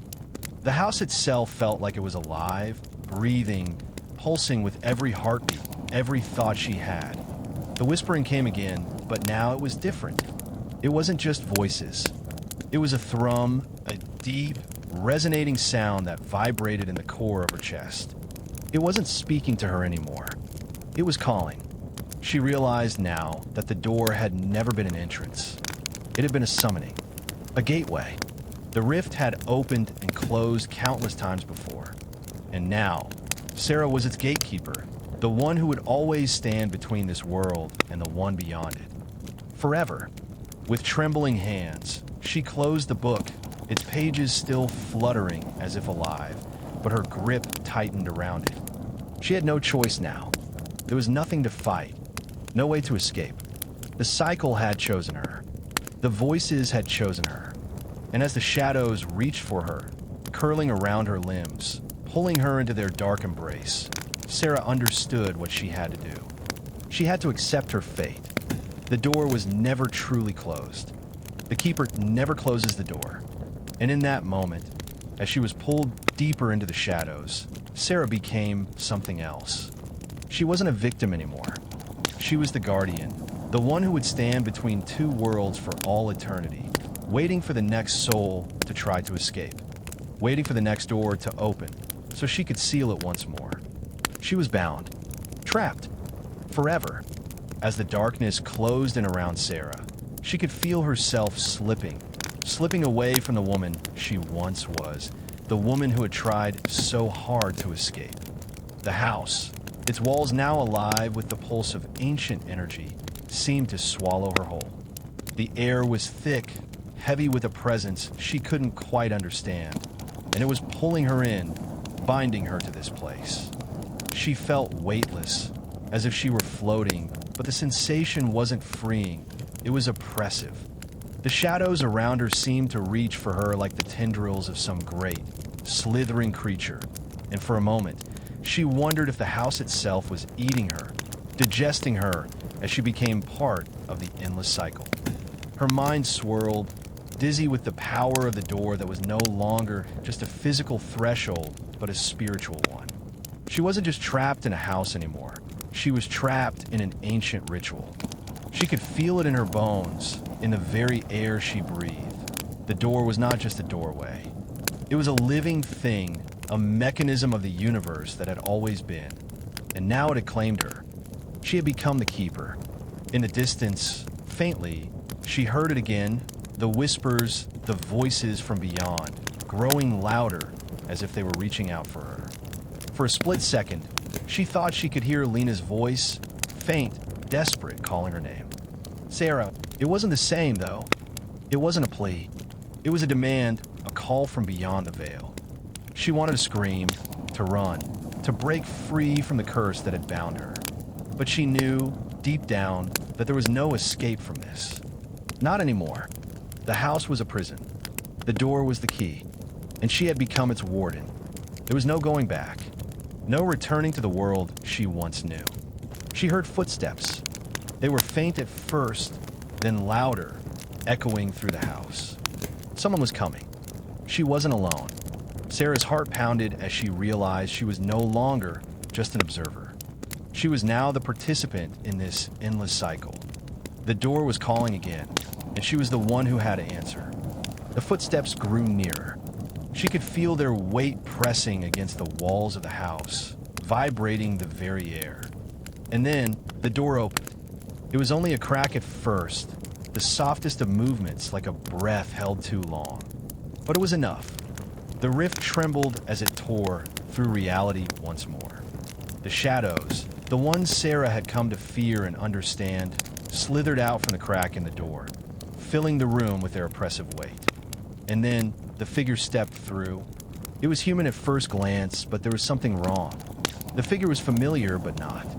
It was like looking at a half-remembered dream, the shape of a person she thought she knew, but couldn't quite place. The figure's face was hidden, obscured by shadows that clung to its form like a cloak.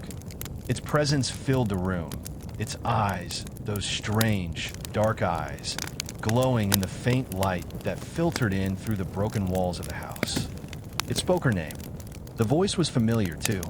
It was deep, resonant, and filled with an unsettling authority. Sarah. Her body stiffened, every muscle tightening with a mixture of fear and recognition. This thing, whatever it was, knew her. It had always known her. It took a step forward, its eyes never leaving hers. The air seemed to crackle with energy as it approached. Sarah felt the weight of the book in her hands, now burning with an unnatural heat. It seemed to pulse, as if it were alive, as if it were aware of the presence in the room. The figure raised a hand, and the shadows around it twisted and writhed like dark, reaching fingers. You become part of the cycle, Sarah. The keeper. You cannot break it. The words slithered into her mind like a poison. She felt herself resisting, felt her mind trying to break free, but it was hopeless. She couldn't escape it. She was bound. She had always been bound. The figure stepped closer, its presence suffocating, and the door behind it began to widen.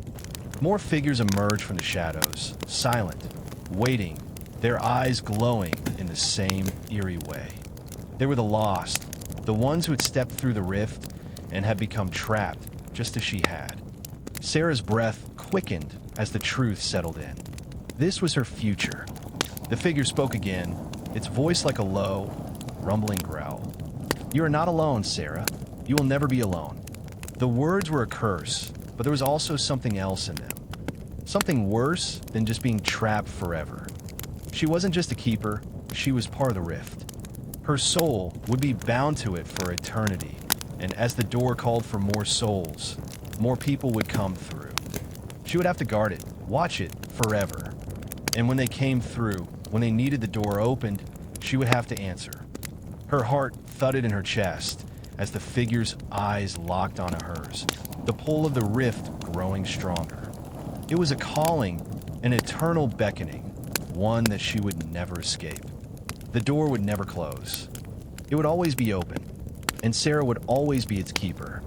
The world beyond the door was no longer a distant realm. It was now a part of Sarah, seeping into her every thought, her every breath.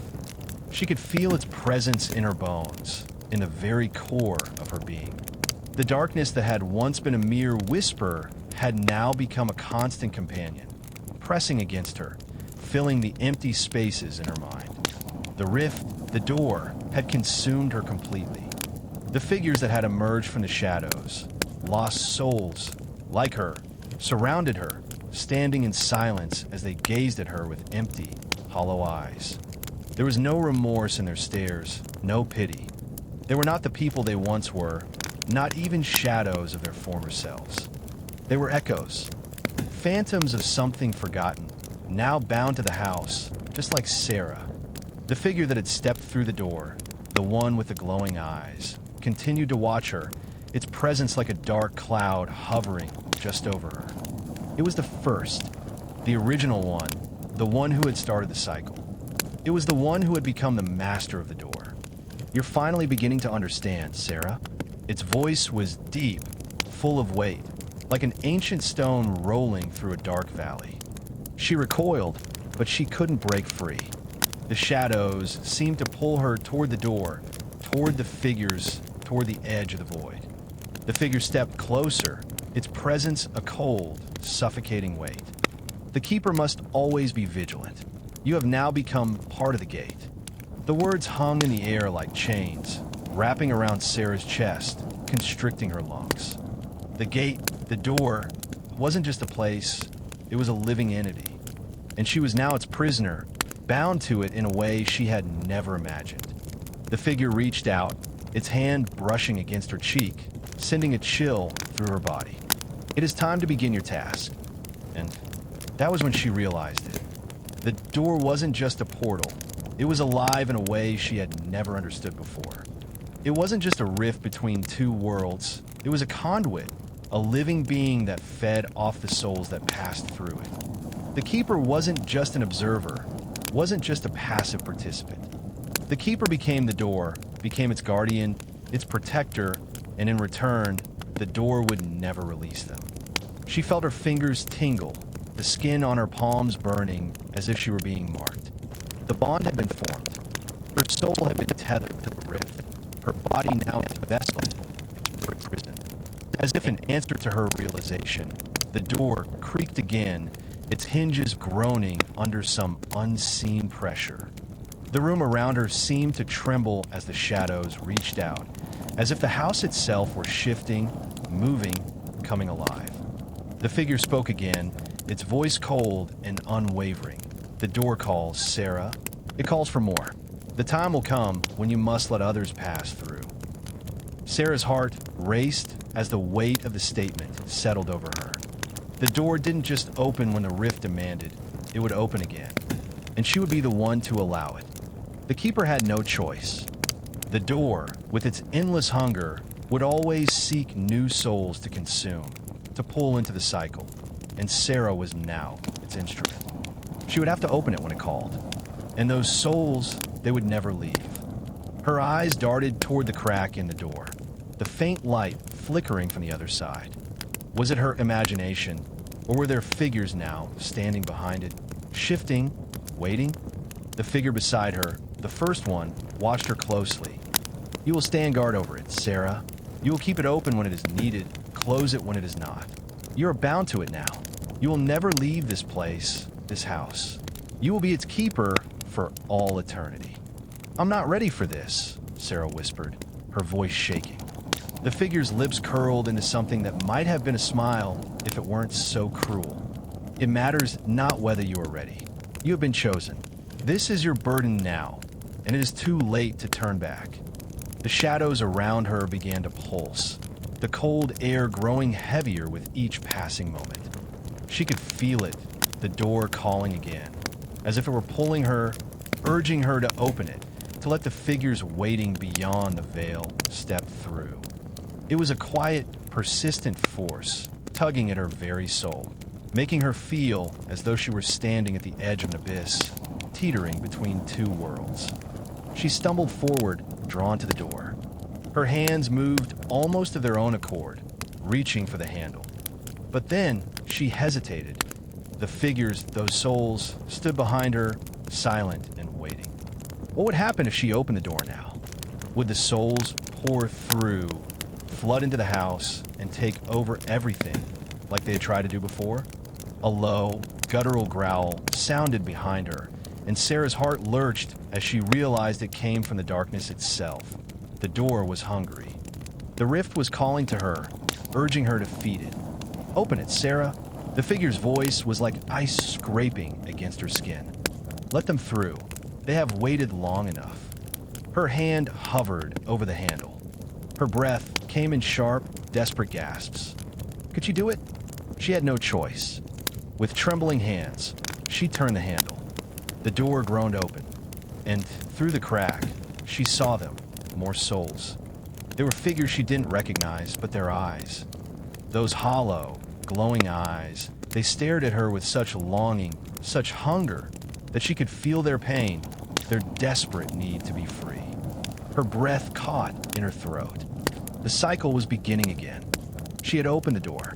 She had let them in, and the darkness grew stronger. The door opened wider, the creaking sound reverberating through the house, like the groan of a giant waking from a long slumber. The shadows behind it began to spill forth like an endless tide, crawling and twisting, reaching with dark, clawed hands. Sarah's chest tightened as she felt the weight of their presence pressing in, suffocating her. It was as if the air itself had turned to tar, heavy and thick. The figures beyond the door stood still for a moment, watching her with those hollow eyes, their expressions frozen as though they were waiting for something. The air grew colder, and the house seemed to breathe, inhaling, expanding, then contracting as if it, too, were alive, sharing in the hunger of the rift. Her heartbeat thudded in her ears, her thoughts scrambling. She wanted to close the door. She wanted to stop this, to reverse everything, to run, to scream, to escape. But there was no escape. Not now. Not anymore. The figure, the first one, loomed behind her, watching as the others stepped into the room, their movements slow but deliberate. They moved with an eerie grace, as if they had all the time in the world, yet their eyes never left Sarah. It was as though they knew her, recognized her as their keeper, the one who would bring them through to this world and condemn them to their eternal hunger. "They are hungry, Sarah," the figure whispered behind her, its voice like the rustling of dry leaves. "Feed them. Let them pass. It is your task, you're calling." Sarah's breath hitched. Her hand, still gripping the door, trembled. The book burned in her pocket, a constant, sharp reminder of her fate. The rift, the door, the endless hunger, it was all part of her now. There was no escape, no turning back. Her heart pounded in her chest, and the pressure of the rift intensified, pushing against her skull, her very soul. She knew she was the only one who could close it, but she also knew she would never be able to. Not once the door had opened. The cycle was already in motion. The first figure, the one with the glowing eyes, stepped forward. Its form shimmered, shifting like a mirage, barely human. As it drew closer, Sarah could feel the cold from it, the sheer emptiness of its being. Its eyes locked onto hers, pulling her in with an almost magnetic force. "You are the keeper now. You must choose." Sarah's mind raced. Choose. What was there left to choose? She had already opened the door. She had already started the cycle.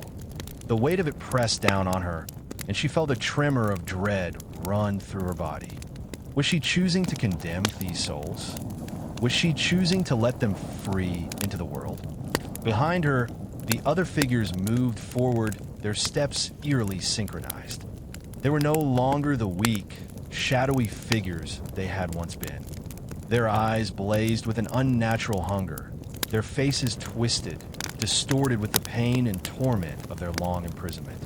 They reached out toward her, some whispering her name, others pleading with silent eyes. "Open it further. Sarah, let us in." The voices came from all directions, rising and falling like a chorus, their combined demand reverberating through her body, making her bones ache. But Sarah wasn't sure if the souls were speaking from their own will. No, she realized they weren't. They were puppets controlled by something far worse. The door itself, the rift fed on them. It consumed their souls, and now it was calling out to her to feed it more, to open the door wider, to let more souls into the world. The endless hunger of the rift, the darkness that had always been part of the house, was in control. "You must give in, Sarah." The voice of the first figure rumbled from behind her, its breath cold on her neck. "You cannot resist. The cycle is endless." Sarah clenched her teeth, trying to push against the overwhelming pressure in her chest, the weight of the rift pulling at her soul. But she couldn't. The door was open, and it would never close. A sudden, sharp pain shot through her chest, and she gasped, clutching her heart. The pain wasn't just physical. It was deep, spiritual, as if her very essence was being torn from her. She could feel her identity slipping, being replaced by the very thing she had feared all along, the Keeper. She was becoming a part of the cycle, and with each passing second, she was losing more of herself. The first figure stepped closer, its hand reaching toward her. The darkness in the room seemed to pull in on itself, suffocating everything. The door groaned louder now, shaking, as though it were about to break open completely. "The keeper does not close the door, Sarah. You are bound to it now." She felt the words wrap around her like chains. Her fingers burned, her body was heavy, but she forced herself to look away from the door, to focus on something, anything other than the beckoning figures that surrounded her. "Please, stop." Her voice was a whisper, lost in the noise of the rift. The first figure stopped in front of her, its glowing eyes boring into hers, understanding flickering behind them. "You will learn to embrace it. We all do." And as the figure raised its hand toward her, Sarah realized the truth. The keeper was never just a guard. The keeper was a part of the door, a part of the hunger, of the endless cycle that could never be stopped. She would never escape. The figure's fingers brushed against her forehead, sending a wave of cold through her body. The world shifted, the house seemed to disappear, and the void beyond the door stretched out, endless, infinite. Sarah was no longer standing in the house. She was standing at the edge of the rift, the darkness swirling around her, beckoning her forward. And the cycle began again. The air was thick with the stench of decay, and Sarah felt herself slipping further into the darkness. It was no longer a simple task of opening and closing the door. It was who she had become. The rift, the shadows, the figures, they were all part of her now. Her hands trembled, but she couldn't remember how to stop them from reaching for the door once more. She didn't know if she even wanted to. The first figure, the one with the glowing eyes, hovered before her. Its presence was suffocating, like a weight pressing against her chest, and its voice, low and powerful, whispered to her from the very depths of her mind. "You crossed the line, Sarah." Its tone was almost sympathetic, but there was no warmth in it. "You've become what you always feared. The door has claimed you." Her heart pounded in her chest, and her breath was shallow. The cycle, the rift, it was endless. No matter how much she fought, no matter how desperately she tried to break free, it was as if the door itself held her in a vice-like grip, binding her to its will. The figures behind her, the souls, moved slowly, relentlessly. Their eyes, glowing with that hollow, ravenous light, followed her every movement. They were not human anymore, not in the way Sarah had known. They were twisted, fragments of beings bound to the door to the rift. She could hear their whispers, their low, hollow calls, pleas to be freed, demands to be allowed through. It was a constant pull, a beckoning, and she was the one who had to make the choice. She had to feed it. Her hand reached for the door again, the familiar warmth of the handle beneath her palm sending a shudder through her. She was the keeper, the one who opened the path, the one who allowed the cycle to continue. She could feel the weight of it now, more real than ever. The rift didn't just consume. It twisted her, changed her. It was making her like them. The house trembled around her, the walls groaning under some unseen pressure. The door was widening, the crack now gaping like a wound in reality. It seemed to whisper her name, the words lingering in the air, pulling her closer. "Open it, Sarah. Let them through." The figure spoke again, its voice like ice. It didn't care. It never had. It had always known what would happen. This was inevitable. She wanted to scream. She wanted to tear herself away from the door, run, break free. But the rift was too strong. The door wasn't just a portal, it was a part of her now. She could feel the energy of it pulsing within her chest, a deep, gnawing hunger that mirrored her own. The shadows behind her grew darker, thicker. They moved like a river of ink, flowing around her, pressing in on her from all sides. There was nowhere to run, no escape. The first figure reached toward her once more, its fingers cold as they brushed her cheek. Sarah shivered, but could not pull away. She was too far gone. "You cannot fight it." The voice was soft, almost comforting, but the words were a chain, tightening around her throat. "You're already part of the rift, part of the cycle. There is no going back now." Sarah's eyes filled with tears. She was lost. She couldn't even remember what her life had been like before the house, before the door. It felt like a dream, a distant memory that no longer mattered. She was the keeper, and the keeper could not close the door. The first figure stepped back, its form fading into the shadows, but its eyes never left her. It was always there, watching, waiting. Behind Sarah, she could hear the whispers of the souls. They were waiting for her to give in, for her to open the door wide enough for them to escape. She felt the tug again. The door called to her, and she answered. She had no choice. There was no choice. The door opened wider.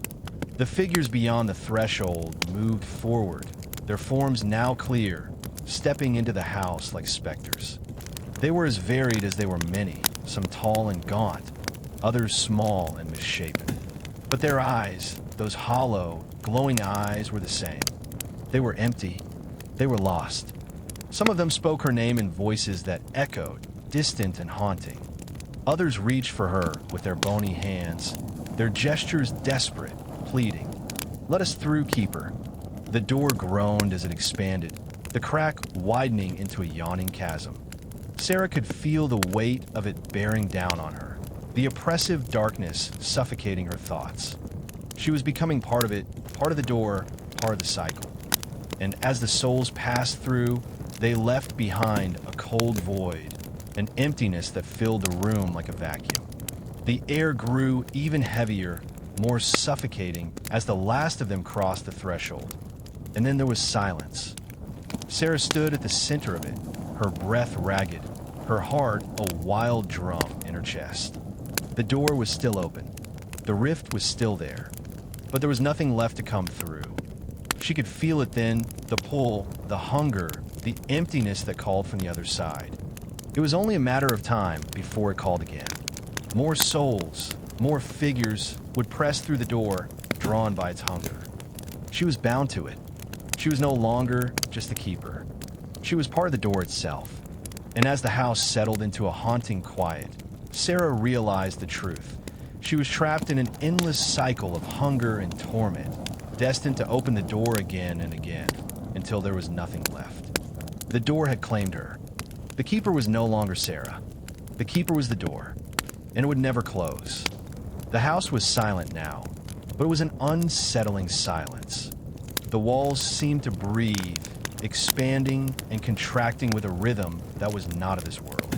The shadows had become denser, thicker, as though they were alive, moving, writhing just beneath the surface of the walls, the floors, the ceiling. Sarah stood in the center of the room, but she wasn't truly there anymore. The rift had become her, and she was the gateway, a vessel between the two worlds, lost souls and the darkness. Beyond, the house had become an extension of her, and the rift pulsed within her chest like a second heart, feeding off her energy. The door, still open just a crack, hung before her like a grotesque wound in reality. And even though the room seemed empty, Sarah knew it wasn't. The darkness never left. It lingered, waiting. The souls, too, would never truly leave her. She had become a part of the cycle, a conduit for the rift, a servant to the hunger that gnawed at the very fabric of existence. And though the figures that had passed through the door had faded into the house, the void was still there, growing, ever-reaching. She could feel their presence all around her, lurking in the shadows, watching, waiting. Then a soft whisper filled the air, not from the figures, but from deep within the walls. It was a voice Sarah recognized, one she had heard in the darkest corners of her mind. "You cannot escape, Sarah." It was the first figure again, the one with the glowing eyes. Its voice was no longer distant, but right in her ear, as if it were standing beside her. "You were chosen." The words reverberated through her mind. "The cycle is endless. You have already opened the door, and now it will never close." The words were not a warning. They were an inevitability. She had been chosen to guard the door, to feed it, to serve it. And with every soul that passed through, with every crack of the door that she opened wider, the rift grew stronger. She had only taken the first step, but she could feel the weight of the inevitable conclusion pressing down on her, like the heaviness of a dream from which one could never wake. The first figure's presence grew closer, its dark, flickering form looming in her peripheral vision, though she couldn't bear to look at it directly. "The keeper does not close the door," it repeated. "The keeper becomes the door." Sarah felt a sharp pang in her chest, like a crack splitting her soul in two. She could feel the hunger within her now, an empty, gnawing void that mirrored the rift. It wasn't just a part of her, it was her. It was who she was becoming. And as the figure stepped closer, it reached out, its long, bony fingers brushing the back of her neck. She stiffened, but there was no escape. "It's time," the figure whispered. The door groaned. It shuddered as if it had come alive, a deep, throbbing sound that seemed to echo from the very core of the earth. The crack widened just a little, the shadows beyond it thickening as something stirred in the darkness. Sarah's body jerked forward of its own accord, pulled toward the door like a puppet on invisible strings. She wanted to fight, wanted to scream, but she was a prisoner of this thing now, the rift, the house, the darkness, the cycle. And it was beginning again. The first whisper of new souls, desperate and yearning, reached her ears. They had started to gather at the threshold. She could feel them, new figures, new shadows, waiting for their turn. She didn't want to do this. She didn't want to open the door again. But the rift called to her, and she could feel herself slipping, drowning in its grip. The weight in her chest, the hunger, was becoming unbearable. She couldn't hold it back any longer. Her hand moved on its own accord. She didn't even feel it anymore.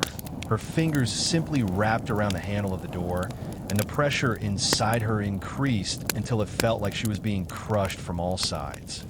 The figure behind her whispered again, its voice a sibilant hiss, brushing against her ear. "The time has come. Open it." And so she did. The door opened.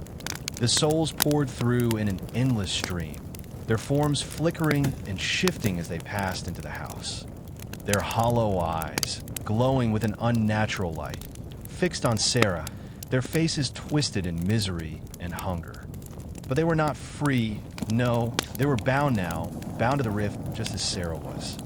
And they would never leave.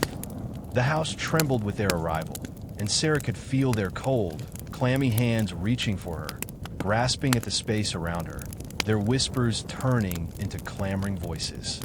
Some of them tried to speak, but their words were distorted, twisted, echoes of their former selves, trapped in a never-ending cycle of torment. She could feel it now, the growing weight of the rift, the hunger, the never-ending pull of the darkness beyond. And as the door slammed shut behind the last of them, she felt the silence settle around her once again. But this silence was different. It was oppressive, familiar. Sarah stood in the center of the room, surrounded by the restless souls. The house had become a prison for them all, a prison she could never escape from. She realized, then, with a chill that gripped her heart, the house wasn't just a place, it was alive. And she was now part of it. Part of the cycle. A cycle that would never end. The door would call again, just as it always had. And when it did, Sarah would be the one to answer. She had no choice. And so, she remained, the keeper, and the door remained open, waiting for the next cycle to begin. The room was eerily still, yet Sarah felt the ever-present hum of the door vibrating in her bones. The hunger in her chest, the gnawing emptiness that consumed her from the inside out, grew more insistent with each passing moment. The house, once a mere structure of walls and rooms, now pulsed with life, if life could be called that. The dark energy radiated from the door, a thing alive, watching, waiting for the next cycle to begin. Sarah couldn't feel the passage of time anymore. It was as if the clock had stopped. Her world had become this room, this house, this endless, spiraling loop of souls passing through the rift, one after another. The walls seemed to shift and breathe around her, whispering in voices that weren't her own. She could feel them, those lost souls, crowding around her, restless in their torment. Some of them were trapped in this place, like echoes, repeating the same agonizing moments forever. Others moved like shadows, lingering in the corners of her vision. She tried to speak, to scream, but the words wouldn't come. Her voice had been swallowed by the rift. Even her thoughts felt distant now, slipping away from her, as though the door had claimed more than just her body. It had taken her very essence, her mind, her spirit, and bound them to the house. In the distance, she heard it, a faint, distant rumble. The door was calling again, its hunger stirring. The very air seemed to vibrate with it. It would never stop. The first figure appeared again. Its glowing eyes pierced through the shadows, its form flickering in and out of existence as if it were not quite a part of the world. It approached her with slow, deliberate steps, as it always did, its bony fingers outstretched. You cannot resist. The figure's voice was a low, predatory whisper, dripping with finality. The door will always call. Sarah, you are bound to it now, just as it is bound to you. You have opened it, and now you are the keeper. Sarah wanted to look away, to turn and run, but her body wouldn't obey her. She was trapped, her mind trapped in the endless cycle of the rift. She wanted to scream, but the scream was swallowed by the oppressive silence, the suffocating weight of the house pressing in from all sides. She could feel the emptiness surrounding her, the cold, all-consuming darkness seeping into her very soul. And yet, despite the suffocating fear that gripped her heart, she understood something in that moment. Something she had known deep down, but had refused to acknowledge. The door wasn't just a portal to another realm. The door was a trap, and it had been waiting for her all along. It had been drawn to her, chosen her, because she had the ability to open it. And now that she had, she was trapped in the rift forever. She could feel the pull of it again. The door was calling. More souls were coming, driven by the insatiable hunger of the rift. They would continue to pour through, to flood into this house, this prison, and Sarah would be the one to open it for them. The keeper was never free. The keeper's soul was bound. The figure reached out, its long fingers brushing Sarah's arm. The touch was cold like ice, and for a moment, she felt a fleeting sense of peace, a strange, unsettling calm that almost felt like release. But she knew better now. There was no release. You are the keeper, Sarah. The voice spoke softly now, almost tenderly, but it was filled with dark certainty. You will open the door again, just as you did before. You will open it for them. You will open it for me. Sarah tried to pull away, but the figure's grip tightened on her arm. Her body was no longer her own. She could feel her fingers tingling with the familiar pull of the door's energy, the icy fire of its hunger. She could feel the call deep in her chest, rising like a tidal wave, demanding that she obey. And then, with a crack, the door began to widen. The room seemed to expand and contract with the pulse of it, the shadows gathering at the threshold like predators drawn to the scent of blood. The souls beyond the door pushed against it, their insatiable yearning stretching the fabric of reality, forcing it to bend and break. It was a flood of movement, of twisting, shifting bodies, hungry for the passage through the rift. Sarah's heart hammered in her chest, her breath quickening. She could feel the souls brushing against her, cold and desolate, their hollow eyes searching for her, begging her to let them through. Let them through, Sarah? The first figure's voice was no longer a whisper, but an order. You are the keeper. You will always open the door. You will always feed the hunger. Her fingers, trembling, slowly reached toward the handle. She didn't want to. She fought it. She struggled against the pull, but it was stronger than her. The door called to her, deeper, louder. It consumed her body and soul, filling every part of her with an overwhelming compulsion to open it. Her hand gripped the door. The first figure stepped back, the rest of the souls gathering behind it. Their eyes gleamed with anticipation, their forms shifting in the darkness as they waited for Sarah to fulfill her duty. With a sudden, almost mechanical motion, Sarah pulled the door open, and the rift groaned as if it had been awakened from a deep slumber. The flood began again. Souls poured through the door, figures twisted in agony, their forms flickering like shadows in the dim light of the house. The darkness followed them, seeping into the air, filling every corner of the room. The hunger filled her with a gnawing emptiness that was beyond anything she had ever known. And as Sarah stood there, her hand on the door, she felt the truth settle over her like a crushing weight. This was her life now. This was her existence. She was the keeper, and she would never stop opening the door. Never again. The door creaked as it widened, the shadows swirling and stretching through its widening gap, reaching like dark tendrils into the house, hungry for what lay within.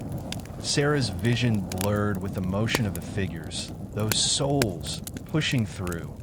Each one was a tortured, fragmented version of what it once had been. Their hollow, glassy eyes locked on her, their whispers crawling under her skin, urging her forward. She stood frozen, her hands trembling against the handle. She had no choice. She couldn't stop herself now. Her fingers clenched tighter around the door, as though the very wood of it had become part of her. It wasn't the door calling to her anymore, it was everything. The house, the rift, the figure with glowing eyes. It was all connected. The first figure, the one who had haunted her since the beginning, stepped through the threshold. Its hollow eyes pierced her, unblinking, unwavering. There was no malice, no cruelty in its gaze, just a cold inevitability, as though it knew exactly what she was destined to do. You have opened it. You have fed it. The voice was not just in her ears now, but inside her head, as though the very thoughts she had were now shared with the figure. But this is only the beginning. The hunger grows stronger with each soul you bring in. Sarah's chest tightened. Her breath grew shallow. Her mind screamed at her, trying to break free of the cycle, but the pull was too strong. The door groaned again, its edges expanding with an unnatural force. She felt something deep inside her stir, a deep, gnawing desire that she couldn't control. The hunger inside her had become her own. She opened the door wider. The floodgates cracked open, and the souls surged through, pushing her aside with their restless energy. There were more of them now, more twisted, more desperate, their forms constantly shifting as though they couldn't decide what they were.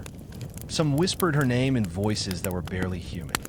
Others reached for her with skeletal hands, their fingers cold and sharp. The house groaned under their weight, the foundation shaking as if the very earth could feel their presence. Sarah stumbled, her feet dragging across the floor, her eyes locked on the swirling mass of souls that filled the room. She could feel them pressing against her, their energy merging with her own. She wanted to run. She wanted to scream. But there was nowhere to go. The door was always open, and it would never close. You can never escape it. The voice of the first figure echoed again, reverberating within her mind. This is your fate. The keeper cannot flee. The keeper is the door. Her heart pounded, her chest aching with the weight of the words. The cycle was never ending. It would never stop. The door would always be there, calling to her, demanding to be opened. Sarah's hands fell to her sides. She could feel her skin tingling, as though it were being pulled from within. The door had claimed her. The rift inside her expanded, pressing against the walls of her mind. She could hear the whispers growing louder, the voices of the lost souls calling her name. She could see them in her mind, their eyes burning with longing, their hands reaching out, desperate for what she had to offer. Sarah turned her eyes to the open doorway, watching as the souls poured through. They swarmed the room, their figures casting long, dark shadows across the walls, stretching like night itself. Their whispers grew louder, more desperate, their presence suffocating. The figure with glowing eyes stepped closer to her, its form flickering in and out of existence as if it could shift between realms. Its voice was almost tender now, but there was no warmth in it. There was only the promise of more. You see, Sarah, it's already begun. The figure's voice was like an ancient echo. The door will never close. The keeper will never leave. This is your eternity. Sarah tried to scream, but no sound came from her mouth. She looked at the figure, at the souls around her at the door. Her heart raced, but it was no longer her heartbeat she heard. The sound that filled her ears was the hum of the rift, the call of the door. The room was expanding again. The walls stretched as though the house itself were growing, becoming a reflection of the rift that churned inside her. There is no longer a division between the two worlds, no longer a boundary between the living and the dead. The souls flowed through, one after another, endlessly, while Sarah stood at the center, her body trembling as she became one with the door. With every soul that passed through, the rift grew. And with every soul, she became less Sarah and more the door. The figure's form flickered, its eyes fixed on her with a knowing gaze. The cycle is eternal. The keeper will never leave. The hunger will never stop. A weight settled in her chest, a crushing pressure, as though the very essence of the house and the rift were pushing down on her. Sarah could feel herself unraveling. The door was inside her now, and she was inside it. She was no longer a person, no longer an individual. She was the vessel, the conduit, the keeper of the endless cycle. She could hear their voices again, the whispers of the souls. They were her now, part of her, and there was no escaping it. She reached out with trembling hands, pulling the door open once again, the crack widening, the rift growing. And as the souls began to flood through, Sarah knew there was no end to it. There would never be an end. There would only be the door and the keeper. And the door would always call. The house was alive with the sound of the door. It had become an unholy heartbeat, pulsing with the rift's energy, echoing through every inch of the decaying walls. The souls, those tortured fragments of humanity, moved through the threshold like restless currents in a dark river. Their cold, empty eyes locked on Sarah as if they, too, understood the inevitability of the cycle. Sarah's fingers were frozen around the handle. Her mind screamed to stop, to push it away, but it was useless. There was no power in her to resist. The house, the rift, the figure, all of it pressed against her like an oppressive force, dragging her deeper into the void. The first figure appeared once more, stepping from the shadows, its glowing eyes boring into her soul. Its form was becoming clearer, more defined, its presence now a part of her being. The figure was not a mere shadow. It had become the door. "You are the keeper, Sarah." The voice came again, low and steady. "You opened it, and now you will feed it. You will always open it." The figure's shape flickered, stretching and distorting as if it were fighting the limits of reality itself. But Sarah could not tear her eyes away. It was part of her now, a dark reflection, a shadow of what had once been human, a thing born from the rift that would never leave her, never let her go. With each soul that passed through, the rift grew stronger. More figures emerged from the darkness, twisted, warped shapes that were neither human nor something else entirely. They moved in eerie silence, their bodies shifting and folding in ways that defied logic. Yet they spoke with an urgency that filled the house. Their voices, souls trapped in purgatory, voices of despair, echoed in the air, and Sarah could hear them even in her own thoughts. They were the house now. You cannot close it. The figure's voice whispered again, its presence behind Sarah now, warm and suffocating. You cannot escape it. The door is the keeper, and you are its servant. Sarah's breath caught in her throat, the weight of the figure's words pressing down on her like a physical force. She turned her head, trying to see beyond the room, to see what had become of the world beyond the house. But there was nothing. There was only the door, the endless dark that stretched beyond it, the hungry souls that roamed the space, waiting to pass through.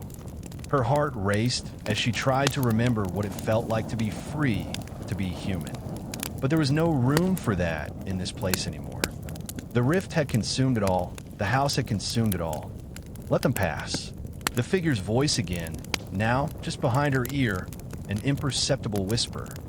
They hunger for what you have to offer. Their souls. They're lost. The shadows shifted, swirling around her, their dark tendrils reaching for her skin, as if they, too, recognized her as the key. The door, though it appeared to be nothing more than a weathered entryway, was never just a door. It had always been something more. Something ancient. Something alive. Sarah could feel it now. It was alive. The whispers from the souls grew louder, more urgent, as the pressure around her increased. The rift was feeding off her fear, her despair, her inability to break free. It was filling her up, draining her of her will. She staggered, her legs giving out beneath her, but her hands never left the door. Her fingers clenched around the handle, her body forcing itself to obey the will of the house. The door groaned louder, stretching wider, a sickening sound that reverberated through her chest. "Open it, Sarah," the figure urged, the words now a chant. "Open the door. Open it for them. Let the hunger in." Her vision began to blur. The figures, the souls, began to merge into one mass of darkness, swirling around her, pressing against her, suffocating her. She could feel herself slipping away, losing who she had been. The house had already claimed her, mind and body. It had eaten her past, her identity, her humanity. She was becoming the keeper. The house screamed, the walls themselves warping as the shadows began to crawl across them, stretching like hungry tendrils, devouring what little light remained. The door cracked open wider. The rift pulsed. "You will always answer." The figure's voice was all around her now, inside her, as if it were a part of her own thoughts. "The door will always call to you, and you will open it." Sarah wanted to scream. She wanted to run, but there was no escape. The rift's hunger was inside her now, inside her soul, and it would never let her go. With a final, uncontrollable movement, her hand pulled the door wide open. The rift yawned, and the souls poured through again, their tortured bodies twisting in agony as they entered the house. They came in waves, a dark flood, filling the room, the house, her very soul. The house creaked and groaned with their weight, the walls shifting, pulsating. Sarah could feel them, the souls, passing through her, flowing into the rift. And with each soul, the house grew stronger, the darkness swallowing her whole. It was no longer just a door. It was a vortex, a gateway to something more. And she was the keeper. There would be no end to it. There was no escape from the house, from the door, from the endless cycle. Sarah had become a part of the rift, a part of the hunger. She was the door. She was the key. And the door would always call. It would never close. The air was thick now, suffocating, filled with the oppressive weight of the souls that had passed through. The house groaned, a deep, resonant sound that vibrated in Sarah's bones, as if it were alive and breathing, an organism made of dark corridors and endless rooms. The door stood open, the rift still pulsing with unnatural life, and Sarah could feel the endless tide of souls moving through her, passing through the threshold as though she were merely a vessel, a thing to be used and discarded when the rift had its fill. But the rift never filled. It was always hungry, and Sarah was its sustenance. Her hands, now cold and stiff, trembled at her sides. She could feel the tendrils of the dark energy, the hunger, seeping through her veins, twisting inside her, wrapping itself around her heart. The door had taken everything from her. Her body, her soul, her sense of self. She was nothing but a puppet, strings pulled by the door, its presence looming over her, suffocating her with its insatiable need. Behind her, she could hear the whispers of the souls, their voices rising and falling in a maddening chorus. Some were pleading for release, others were crying out in pain, while still others merely echoed a hollow emptiness that stretched into infinity. It was all a blur of sound, a constant, suffocating murmur, a reminder of what she had become, a thing caught between realms, between life and death. She turned her head, the motion slow and laborious, to face the door once more. It loomed before her, its wood twisted and warped like the very fabric of reality itself had been around it. It was no longer just a door, it had become a gateway, a threshold between the living and the dead, and she was its eternal keeper. The figure appeared again, its glowing eyes burning through the darkness, its form shifting in and out of focus like a mirage. This time, it did not speak. It simply watched her, its gaze heavy and knowing. It was no longer the thing that had haunted her. It was her a reflection of what she had become.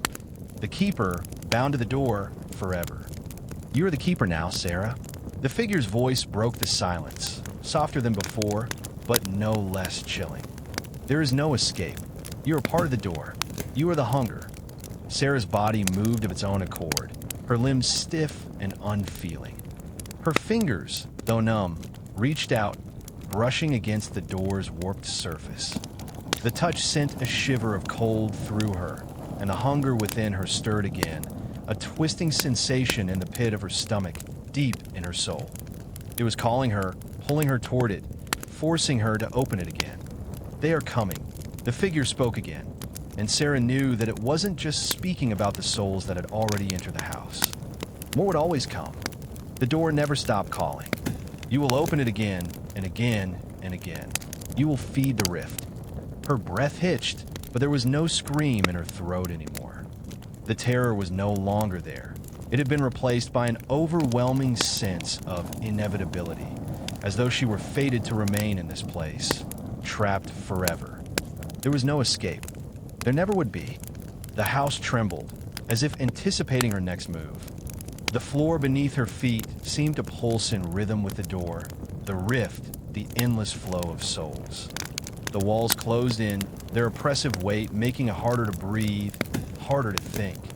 Her hands, though still cold, gripped the handle once more. Her fingers curled around the wood. She could feel the door's hunger, its demand to be opened, and she had no choice but to obey. With a shuddering breath, she turned the handle. The door creaked open, its heavy weight dragging against the floor as it revealed the void beyond. A darkness, swirling and infinite, stretched out before her. The souls, the ones that had passed through, began to gather, their forms distorted, their voices a chorus of despair and longing. They reached for her, stretching their hands toward the threshold, their hunger never-ending. More souls came, always more. The door opened wider. The rift grew, and Sarah, the keeper, stood at its edge, her heart empty, her mind numb, as she opened the door once more. She had become the rift, the keeper of the hunger, and she knew, deep in her soul, that there would be no end to it. She was bound to the door, and the door was bound to her. Together, they would continue the cycle forever. The door would always call, and she would always answer. The door stood wide open, its frame pulsing with the rhythm of the void beyond, an eternal heartbeat. The room around Sarah was no longer just a house. It had become a part of the rift, the walls stretching and warping, becoming nothing more than shadows and whispers. The air was thick with the presence of the souls, their restless forms shifting through the dim light, endlessly roaming, forever trapped. Sarah could feel the weight of their gaze on her, their longing, their pain. They reached for her, their hands stretching, their voices pleading, their faces twisted in agony. Some were familiar, faces she had seen in her past, lost loved ones, strangers she had passed in fleeting moments. All of them were now part of the rift, part of the house, part of the endless hunger that had claimed her. The hunger. It was inside her now, deep within her chest, a gnawing emptiness that only more souls could fill. Each time she opened the door, the rift grew stronger, more insistent. The souls would never stop coming. The door would never close.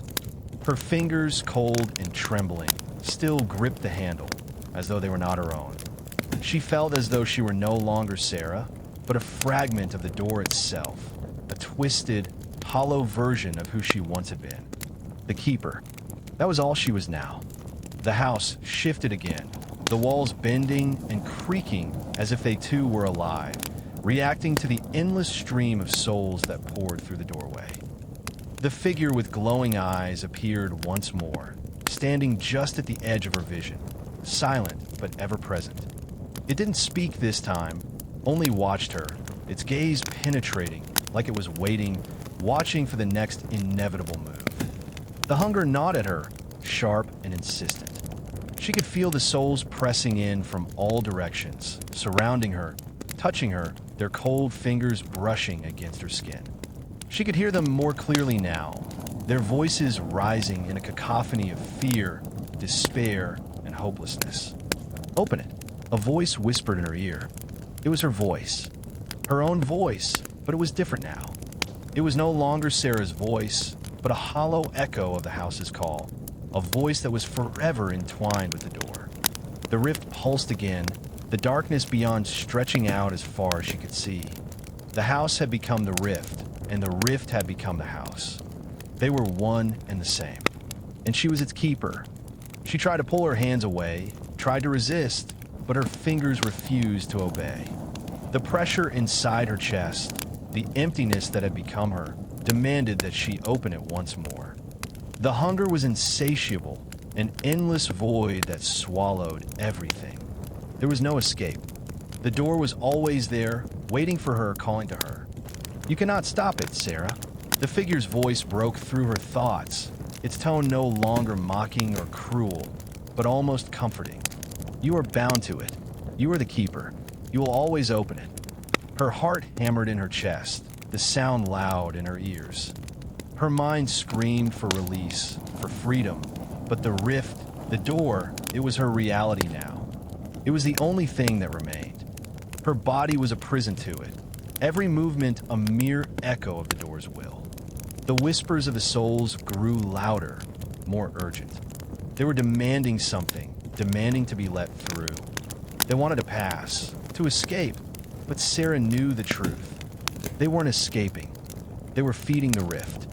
And with every soul that passed through, the door grew more powerful. The hunger grew deeper. "You will feed it." The figure's words sank into her soul, a cold truth that settled in like a disease. The hunger will never stop. It will grow, and you will open it again and again, forever. Her body moved against her will, her hand once again curling around the handle. Her breath was ragged, the pressure inside her building to a breaking point. She had no choice. With one last shuddering breath, her fingers turned the handle. The door groaned as it opened wider, its edges splitting with the force of the rift that poured through. The room darkened further, the very air shifting into a twisted form of the darkness beyond. The souls rushed in like a flood, their forms spinning and writhing as they passed through. They reached for her, brushing against her skin, their cold presence sinking deeper into her being, until they became part of her, part of the house. She could feel the weight of the souls pressing into her, their voices a constant, overwhelming noise that threatened to drown her mind. The hunger was consuming her from within, filling the hollow space that had once been her soul. She was no longer just a keeper. She was the door itself, a vessel for the rift, forever bound to the hunger. And the door would never close. The figure stepped forward, its glowing eyes still locked on her, an expression of quiet approval in its gaze. It was not a reflection of her past self anymore, but of what she had become, a part of the rift. It had no pity, no compassion. It only understood. "The cycle is complete, Sarah." The figure's voice was soft, but it carried the weight of eternity. "You are the keeper now, and you will always open the door." The door stood wide open, and the rift pulsed with an insatiable hunger. The souls, the hunger, the door was all one. And Sarah was forever bound to it. She had become the keeper, and the keeper was the door. And it would never close. The air had become thick with a dense fog, a silence that was suffocating, broken only by the distant echoes of tortured souls. Sarah's limbs felt like lead, her body both numb and alive with the pressure of the rift pulsing within her. Every breath she took seemed to draw more of the void into her chest, filling her with the hunger that had become her existence. Her body was no longer hers. It was a conduit, a bridge for the souls that poured through the door, and she could no longer tell where she ended and the house began. The house, now fully consumed by the rift, was not just a structure. It was an extension of the void, a manifestation of the insatiable need that had claimed her. The walls were no longer solid. They were shifting, warping, like the floor had become a living thing, breathing with the same rhythm as the door. The shadows had grown long, impossibly deep, swallowing the faint traces of light that once existed here. But still, the door remained open. Sarah's eyes stared vacantly into the abyss beyond, the void stretching further, deeper than she could ever comprehend. And within that abyss, she saw them again, the souls. They swarmed, a swirling mass of desperate figures, their faces twisted in eternal agony, their hands outstretched. The door had become a gateway, not just to this place, but to something darker, something far more ancient, something that had never been truly sealed. And it was feeding on them, on Sarah. The hunger inside her twisted and coiled, growing stronger with each passing moment. It was no longer just a craving. It was a force. It was part of her now, coursing through her veins, sinking deeper into her very soul. Each time a soul passed through, she felt herself being fractured, pieces of her, memories, fragments of her old life, slipping away, consumed by the rift. And then, from the center of the room, a shift. Something new began to form, a figure, larger than the others, emerging from the void. This figure was different. Its presence was suffocating, oppressive. The shadows around it twisted and recoiled, as though it were the origin of the hunger itself, the source of all that had been unleashed upon Sarah in this place. Its shape flickered and wavered like a nightmare that could not be fully comprehended. Sarah's heart skipped a beat. The souls paused for a moment, a stillness sweeping through the house as though they, too, felt the weight of its arrival. This was not just another spirit. This was something ancient, something that had always been there, lurking just beneath the surface, waiting for the right moment to reveal itself. The figure's eyes glowed a deep, unnatural shade of red, like burning embers, and when it spoke, its voice was a low, resonating growl, one that vibrated through Sarah's bones. "I'm the one who opened the door long before you, Sarah." The words echoed in her mind, not just spoken aloud, but resonating deep within her. "I am the hunger that you feel, the void that you now carry. You're no longer simply the keeper of the door. You're the first soul to feed it, the first soul to become one with it." Sarah trembled, her mind struggling to grasp the enormity of what it had just said. The hunger, the void. It was no longer just something outside of her. It had become her. The door had not just bound her to the house. It had changed her, turned her into something other, a being of the rift of endless, gnawing hunger. The figure stepped closer, its form now towering over her, eclipsing the faint light that dared to linger in the house. She wanted to look away, to break free from its presence, but she couldn't. Her eyes were locked, as if by some force stronger than her will, drawn into the endless depth of the figure's gaze. You will become the door itself. You will open it for eternity. You will call to them, bring them through, and feed them to the hunger. The figure's form began to dissolve into shadows, its words lingering in the air, sharp and cold. "Every soul, every passing moment will belong to me. You're the first keeper, and in the end, you will return to the rift." Sarah's chest tightened. It was happening. The shift, the change. The door was no longer something she opened. It was her. She was becoming the rift. She was becoming the hunger. She couldn't stop it. She didn't want to stop it. The figure was no longer visible, but its presence hung heavily in the room, its voice an omnipresent hum that vibrated through the walls. The air thickened, the shadows pressing in, and the hunger in Sarah's chest roared louder than ever. With a trembling hand, she reached toward the door again. She didn't have to look. Her body already knew what to do. She would open again. As her fingers gripped the handle, the door groaned in response, an ominous sound that was both familiar and unsettling. And as she turned the handle once more, she felt it, the flood of souls, endless and yearning, pushing through, filling the room, their cold touch seeping in her very bones. This time, though, something was different. The door opened wider than ever before, wider than any human eyes could bear. Beyond the threshold was not just an abyss, but an expansion, an endless void stretching beyond the fabric of existence.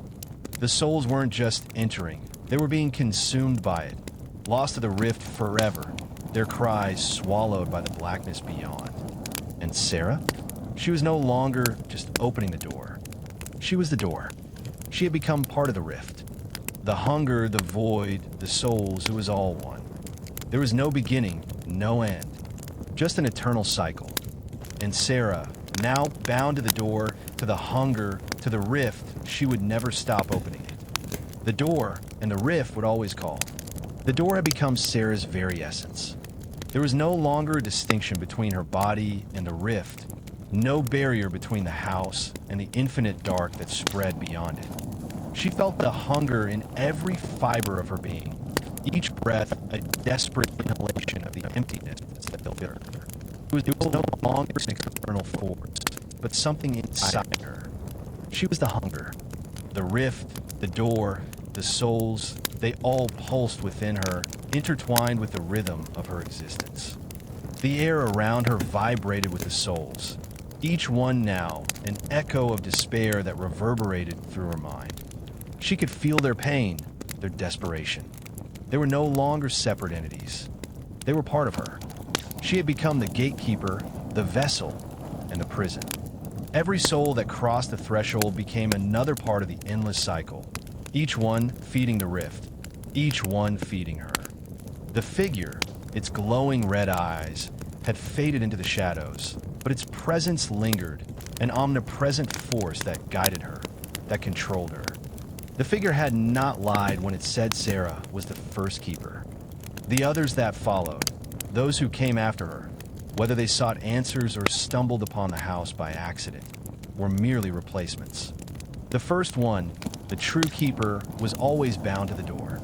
And it was Sarah, now and forever. She had become the darkness itself, the source of the door's call. The souls no longer needed to find the house, because she called to them. She was the lure.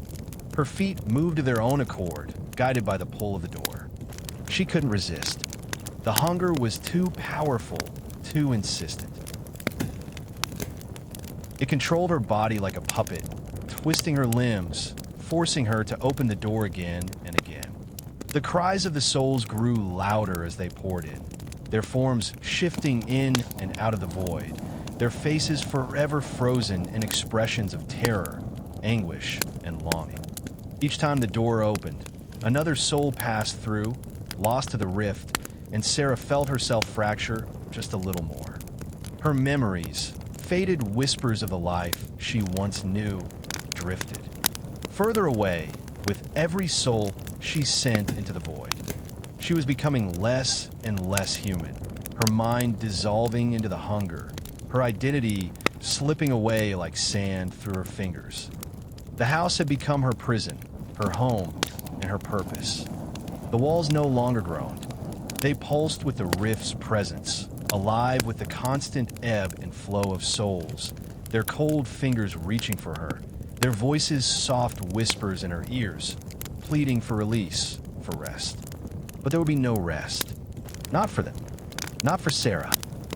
The door continued to open, its weight growing heavier with each turn of the handle, as though it too was alive, demanding more, feeding on the souls it consumed. But it was Sarah who felt the full force of its hunger, the way it gnawed at her from the inside out. The house had stopped being a home long ago. It was a realm, a twisted kingdom of shadows and hunger, a place where nothing could escape. And she, its eternal ruler, was bound to it. One day, long after the figure had disappeared, when the house had fully transformed into the embodiment of the rift, a small group of people ventured close. They had heard the whispers, tales of strange disappearances of a house that had a life of its own. They were drawn to it, just as Sarah once had been, unaware of what awaited them. They stood on the threshold, staring at the door, feeling its pull, its hunger. It was calling them just as it had called Sarah all those years ago. They would enter. They would pass through the door, and they would become part of the endless cycle. And Sarah, the keeper, would open it for them. Always. She would always open the door. The hunger would never cease, and neither would she. As the new group of souls stepped closer, Sarah's form stood at the center of the room, as if drawn magnetically to the door. The rift within her surged, an overwhelming tide of cold hunger, beckoning the newcomers with an insatiable longing. The door pulsed rhythmically, like a living thing, its edges rippling as if the very fabric of reality was stretching and warping in its wake. The air thickened once again, the oppressive silence broken only by the quiet whispers of those souls already consumed, the echoes of the damned who had passed through before. The figures outside the house paused at the threshold, their faces drawn with a mixture of curiosity and dread, but they could not fight the compulsion to enter. The house, the door, it was no longer just an object of fear, but an overwhelming force that dragged them in, like moths to a flame. Sarah could feel their terror, their confusion, as they approached, unaware of what awaited them. But even if they had known, they would have still crossed the threshold, as she had once done. The house breathed, and Sarah breathed with it. She felt the hunger swell inside her as the door opened just a little wider, beckoning them. The first soul crossed the threshold. It was a young woman, her hands trembling as she stepped into the house, her wide eyes taking in the dark the distorted, endless corridors stretching out before her. As soon as she entered, her face twisted in horror, the very air seeming to suffocate her, as if the house itself was pressing down on her chest. "Help me. Please, someone help me." The woman's voice broke the silence, her words coming out in ragged gasps. She turned, her hands reaching for the door, but it was already closing behind her, closing with a finality that sealed her fate. The other figures outside watched, frozen, as the door seemed to take on a life of its own, the edges twisting as though it had consumed the very space around it. Sarah felt the rift surge, felt the hunger inside her swell as more souls crossed the threshold. More. As the woman took one more step deeper into the house, her eyes met Sarah's. And for a moment, there was recognition. It was fleeting, just a flicker, but in that instant, Sarah felt something stir deep within her. A memory, a sensation that was far too familiar, a sense of humanity that seemed to flicker within the void of her being. It was a fleeting fragment, but it felt so real. A life she had once known, but it was gone in an instant, smothered by the weight of the hunger inside her. The woman's terrified eyes filled with realization. She screamed, her voice torn away by the growing pressure of the rift that began to pull her toward the dark abyss. Sarah didn't move. She couldn't. She was no longer just Sarah. She was the keeper, the door, the hunger. The cycle was endless, and she would always open it. The woman's scream echoed through the house as she was pulled into the swirling mass of darkness, her body dissolving into the rift, joining the others. Her soul was consumed, like all the others before her. The others outside the door flinched, fear overtaking them.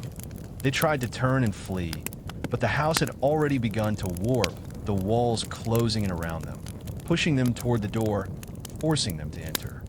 The hunger thrummed louder within Sarah, louder than ever before. It was a pulsing, agonizing ache, a compulsion that couldn't be ignored. They were coming to her, whether they realized it or not. The second soul stepped forward. This time, it was a man, tall and disheveled, eyes wide with disbelief.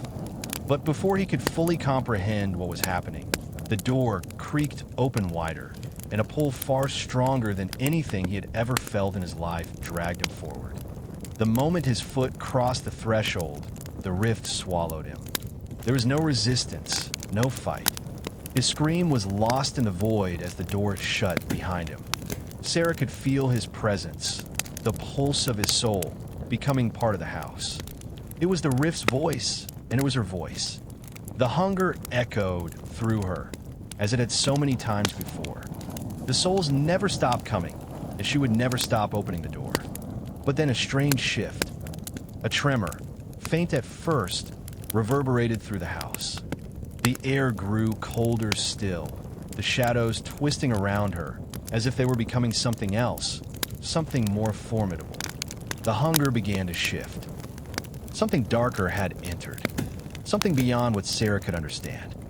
Something far older, something that had been waiting for just this moment. And then she saw it, a shadow in the corner of the room, flickering in and out of existence, much like the figure she had once seen. But this one wasn't like any figure she had ever known. It was not just a presence.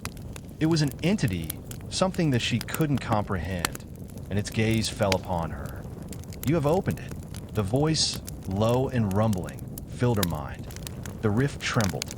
The souls that had entered, the ones already consumed, seemed to ripple, as if they too could sense this new force. "And now you belong to me." The entity's voice was a declaration, one that reverberated through every inch of Sarah's being, through the door, through the house. Sarah felt something deep within her twist. The hunger, the rift, it was all still there, pulling at her, demanding more. But now, something new was claiming her, something older, more dangerous. It wasn't the rift anymore. It was the hunger itself, a hunger that stretched beyond the door in the house, a hunger that had never been truly quenched, a hunger that demanded her as its own. And Sarah, bound to the door, felt herself dissolve. The hunger had come for her, not as a soul to be consumed, but as the final piece in a greater design. The house, the rift, had never been hers to control. It had always belonged to something far more ancient. As the final soul passed through the door, the rift closed behind it with a finality that echoed in the very fabric of existence. The house fell silent once more. And Sarah? She had become part of the door, forever bound to the entity that controlled it, an eternal cycle of hunger that would never cease. The door would always open, and she would always be the door.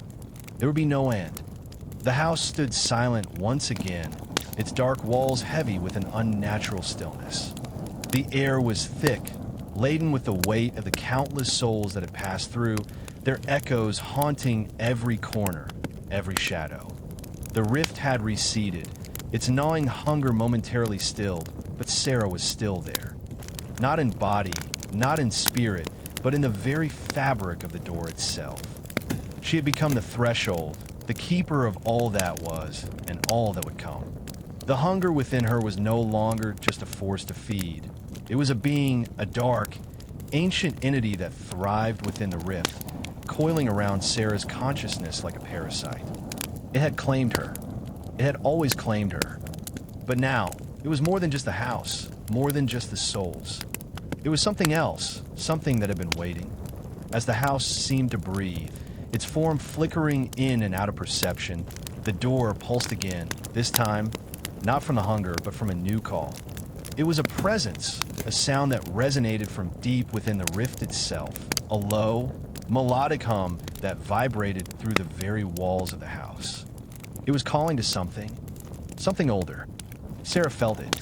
The souls that had passed through, those that had been consumed, began to stir. They had never truly left. They were part of the house now, part of the rift, lingering in the shadows like forgotten memories. But something was different. They weren't silent anymore. Their whispers were louder, sharper, as though they were beginning to remember something. Something that had been buried deep within the very core of the house. It was then that Sarah realized the house wasn't just a prison for the souls. It wasn't just a vessel for the rift. It was alive. The hunger had always been the driving force, the pulse that sustained the rift, but the house itself had always been aware. And now it was awakening. The door, the thing that Sarah had once opened to trap the souls, now trembled beneath her. She could feel its pulse, the subtle tremor that spread through her as she became part of it. She could sense it calling out to the rift, calling out to the entity that had once claimed her. It wasn't just the souls that fed the hunger, it was the house that craved something more. The house wanted to be whole, and as she felt the pull of that desire, Sarah realized with a sickening certainty, the rift wasn't just a door. It was a gateway, a passage to something far older, far darker.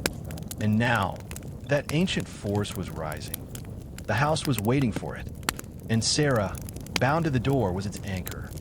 She was no longer merely a keeper. She was a prisoner, a vessel through which the house would enter the world.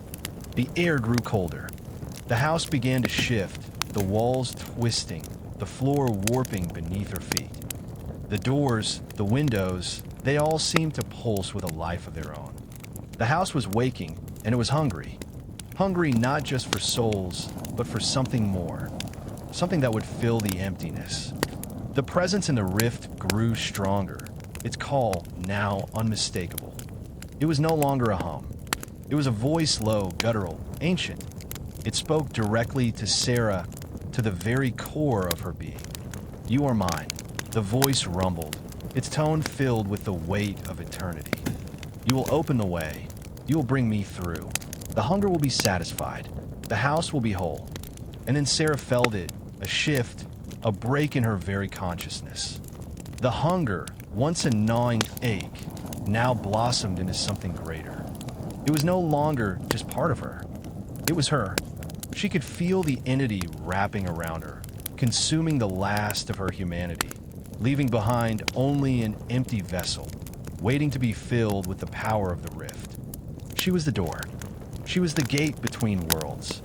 The rift that had once been a mere crack in reality was now a floodgate, and she, the keeper, would open it.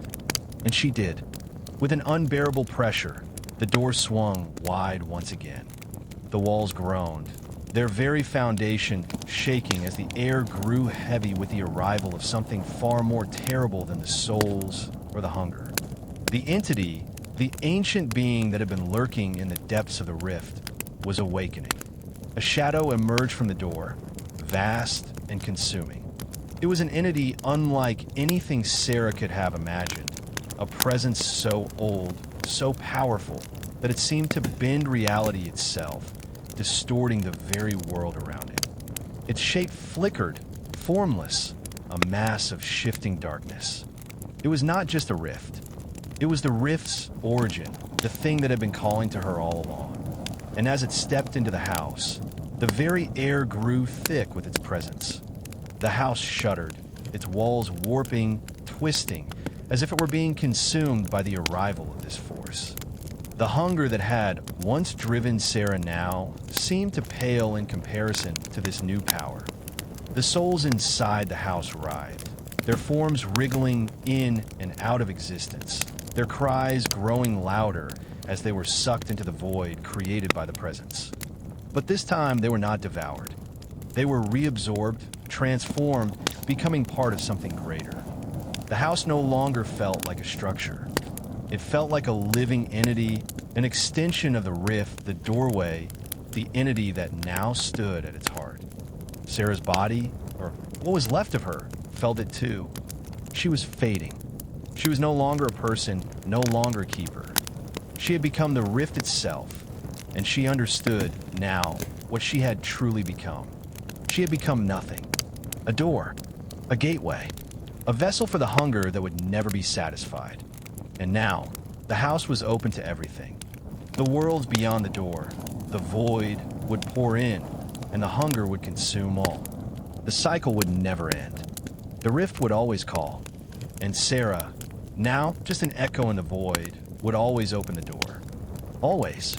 The house, once a decrepit relic of forgotten souls, now throbbed with an unbearable energy.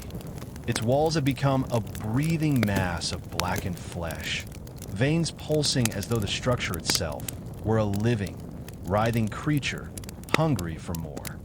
The rift, the door, had grown, expanding beyond the confines of the house, reaching deep into the fabric of reality itself. Sarah, or what remained of her, was no longer the keeper of the house. The house was now hers. It had absorbed her essence, twisted it, and remade her into something far worse, something far darker. She had become the void, and beyond the door, the ancient presence stretched out, its form ever shifting, too vast for any human eye to comprehend fully. It was an ancient thing, a primordial hunger that existed long before the house, before the rift had ever opened. It had slumbered, waiting beneath the layers of time, feeding off the souls that passed through, gaining strength. But now it was awake, and it was ravenous. The door stretched wider, the threshold expanding, its edges cracking open to reveal the full scope of the void, an infinite abyss that swallowed not just the house, but everything in its path. Sarah felt the pull, not just of the door, but of the force behind it, the entity that she had now become one with. It was consuming her consciousness, reshaping her into something completely alien, something that could no longer comprehend the world as it had once been. The walls of the house continued to twist, contorting and warping as the rift opened wider. The air inside the house grew thick with an oppressive, suffocating pressure. Time itself seemed to bend and snap, disjointed and chaotic. Nothing made sense anymore. And then, the first ripple of reality's collapse began. It wasn't just the house that was warping now. The world outside was starting to distort. The ground trembled, the skies overhead rippling, as if the universe itself was beginning to tear. Reality was being pulled apart by the sheer power of the rift and the entity that had been awakened. The house, the rift, had become a beacon, calling to the void, summoning it to devour everything. The first signs of the world's unraveling were subtle at first, ripples in the atmosphere, strange, unnatural tremors in the earth. The clouds above the house shifted unnaturally, darkening, swirling in unnatural patterns, as if something terrible was stirring within the storm. Those few souls still trapped within the house began to scream, their voices rising in terror as they too felt the change. But then the change intensified. The house, once bound to its own space, began to stretch, its dimensions growing, its edges expanding like a wound opening across the universe. The house was bleeding, spilling into the world around it. And everything it touched, the land, the trees, the sky, began to deteriorate. The world around it was unraveling, its foundations crumbling under the weight of the rift's power. The rift was no longer just a doorway. It was a force of annihilation. Sarah's mind, her consciousness, was slipping away, becoming tangled in the vast web of the void. The house was a part of her now. The entity was a part of her now. The hunger was part of her. And as the rift spread, as the world around the house twisted into nothingness, Sarah felt a final, strange sensation, a flicker of understanding. She understood, finally, that the hunger she had once felt, the gnawing emptiness that had driven her, was not just for souls. It was not just for power. It was for creation. The rift was not just a force of destruction. It was a force of rebirth. It was tearing down the world to make way for something far darker, something far older, something greater. The hunger was not just a need, it was a purpose. And Sarah had become that purpose. She could feel the world's end approaching, its collapse inevitable. She could see it, feel it. Everything around her was collapsing into the void. The sky, once blue, had turned an unnatural shade of black. The trees and the grass had withered, crumbling into dust, disappearing into the rift's pull. The land around the house had turned to ash, swallowed by the ever-expanding void. But even as everything disintegrated, Sarah could feel the awakening. The rift was no longer a singular entity. It was becoming a realm, a place where nothing would survive, where all would be consumed, reshaped into something else. The hunger would feed, would evolve. The rift would swallow everything, leaving only the infinite void behind. Sarah's final thought, if it could be called that, was an echo of recognition, the understanding that the rift had not just consumed her, had not just taken her identity. It had remade her, and through her, it had begun to remake the world. She was no longer just the keeper of the house. She was the harbinger of the end, the bridge between the world and the vast, all-consuming nothingness that lay beyond. And with that thought, the last remnants of Sarah's humanity were completely consumed, absorbed into the entity, the rift. She was now part of it, an integral piece of the great and terrible force that would collapse everything. The world faded. The universe bent and cracked. The rift, the house, everything began to vanish, swallowed whole by the hunger of the void. And in the emptiness that followed, only the door remained. It was always open, and it always would be. The emptiness stretched on, infinite and unbroken. There was no sound, no light, no sensation, just an endless, suffocating void. The house, the rift, the world, all were gone, devoured by the hunger that had been set loose. But through this infinite darkness, the door, the one that had once been Sarah's prison, still stood, silent, untouched by time or decay. It remained, suspended in nothingness. No longer a doorway to a house, to a world, to anything familiar. It was simply the void itself. And yet, despite the endless nothingness surrounding it, the door pulsed faintly, like the faint beat of a heart in a lifeless body. The hunger never stopped. It was not content, not sated. It was the absence and the longing for more, the perpetual ache of eternity. From within the door, something shifted. A whisper, faint and distant, echoed from the other side. A presence, not entirely tangible, but still there. The door was waiting. It was not finished. It had not yet completed its cycle. A ripple passed through the nothingness. Time itself seemed to twist again, a fraction of a second that felt like an eternity. The rift, once a destructive force, now existed as a seed, waiting to sprout once more. It no longer just consumed. It could create in its infinite hunger. And in this endless cycle of creation and destruction, the door was the nexus. From the door came a figure, a silhouette, familiar yet impossible. A soul not lost, but reborn. The darkness recoiled from it like an animal sensing prey, as though the void itself was afraid of what was about to emerge. But the figure stepped forward, unhindered by the void, the silence, the nothingness. It was Sarah, but not Sarah.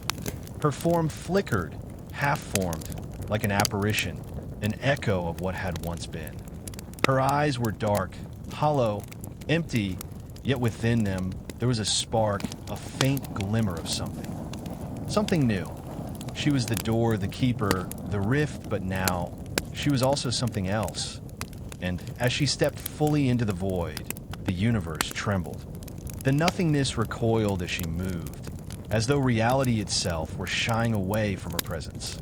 Sarah, the new Sarah, paused, her body flickering with each step she took. The door behind her, once a passive gate, now seemed to murmur. It called to her, resonating with the hunger that coursed through her new form, the hunger that had never truly been hers.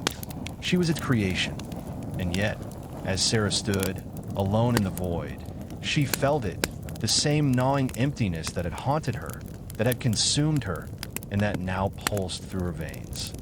It was not a physical hunger, but a cosmic one, a need for purpose, for meaning in the absolute nothingness of the void. The cycle that had begun with the house, with the rift, was far from over. But now, she was not just a keeper. She was the creator. The door behind her opened, slowly, imperceptibly, and the rift began to grow once again. The hunger surged, but this time it felt different. Instead of pulling in, consuming, it reached outward, pulling in the very essence of the void itself. Time and space bent to its will. The universe around Sarah seemed to fracture, the fabric of reality itself beginning to tear. The door wasn't just a passage, it was the beginning of something new.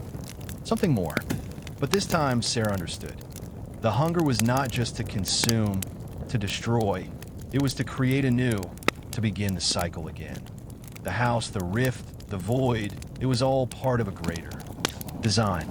The entity that had once controlled the house, that had once been part of her, had never intended for the cycle to end. It was a force of eternal renewal. The void was not an ending.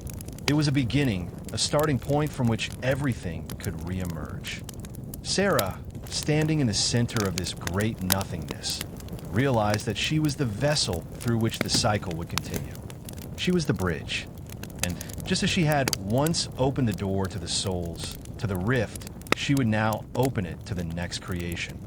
The hunger surged within her, a cold, consuming wave, but this time she welcomed it. She no longer feared it. She embraced it. The void whispered to her, caressed her like a lover long lost, and she understood. The door was her. She was the beginning. The endless cycle would continue. The door behind her cracked open wide, and as it did, the void rippled outward, a wave of distortion that splintered the fabric of space. A new reality began to take shape, pulling itself from the darkness. But unlike before, this time there was no escape. This time, the cycle would not be a simple loop. It would expand, infinite in its hunger, in its creation, in its rebirth.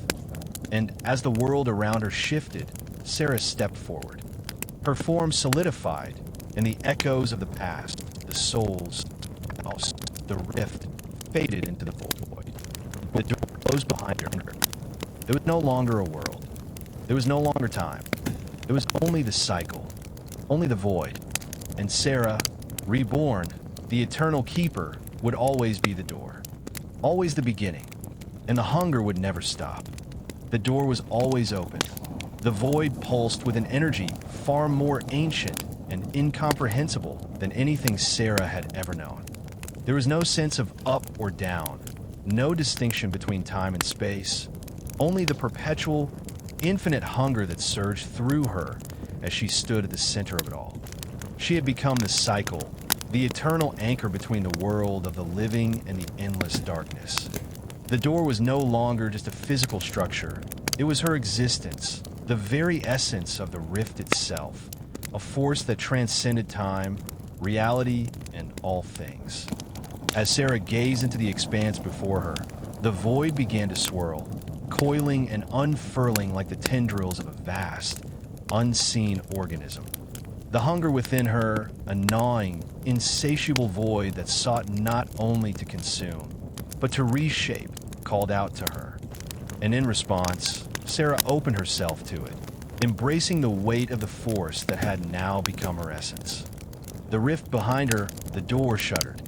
It vibrated with the intensity of the void's hunger, as though it too understood its place in this eternal cycle of creation and destruction.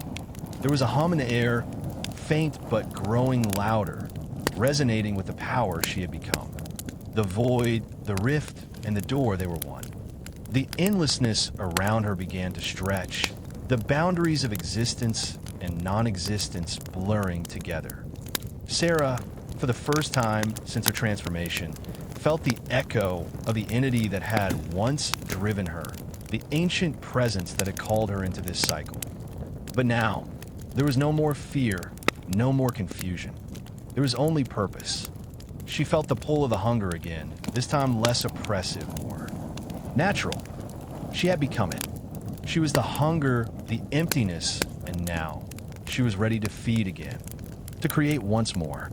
The universe around her fractured, reality distorting in impossible ways, and with it, the door to the rift began to stretch wide, swallowing the remnants of the void. The edges of existence began to tear apart, reality folding in on itself. The echoes of the souls of the past faded, no longer needed in this new creation. And then, from the swirling abyss, new shapes began to emerge, fractured, strange, formless figures. Souls long forgotten, lost to the hunger, began to reform, twisting into new shapes. They were no longer what they had been, no longer trapped in the cycle of death and rebirth. They were beings now, entities made from the void, reflections of the darkness that had consumed them. They whispered, their voices mingling in the air with the sound of the rift opening wider. They were the new creations, the first of many, summoned into being by the rift's hunger.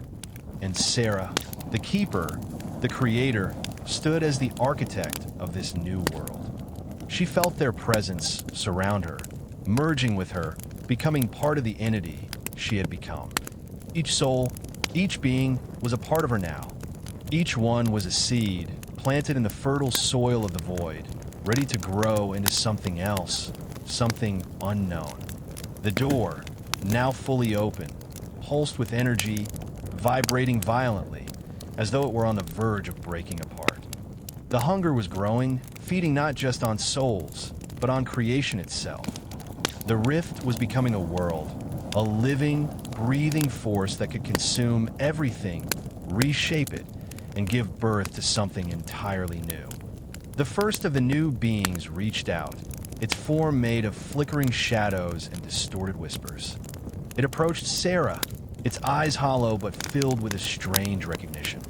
It bowed to her, its shape shifting and warping with each movement. This was her creation, her offspring. The rift had birthed them, but it was Sarah who would guide them.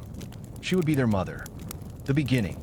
The void around her cracked and splintered, revealing more figures, more shadows, more souls, more life that had been spun from the void. They began to move, to speak, to form a new existence. A new world was being born. But there was something different about this one, about Sarah's role in it. The hunger had always been endless, but now it seemed to be feeding not just on the world, but on itself, creating, destroying, reshaping over and over again. A cycle, not just of consumption, but of creation, a dance between life and death, light and darkness. Sarah looked at the beings around her, at the new world taking shape, and felt a strange sense of fulfillment. It was not complete, not yet, but it was a beginning, a new beginning, and she was its creator, its architect, its eternal keeper.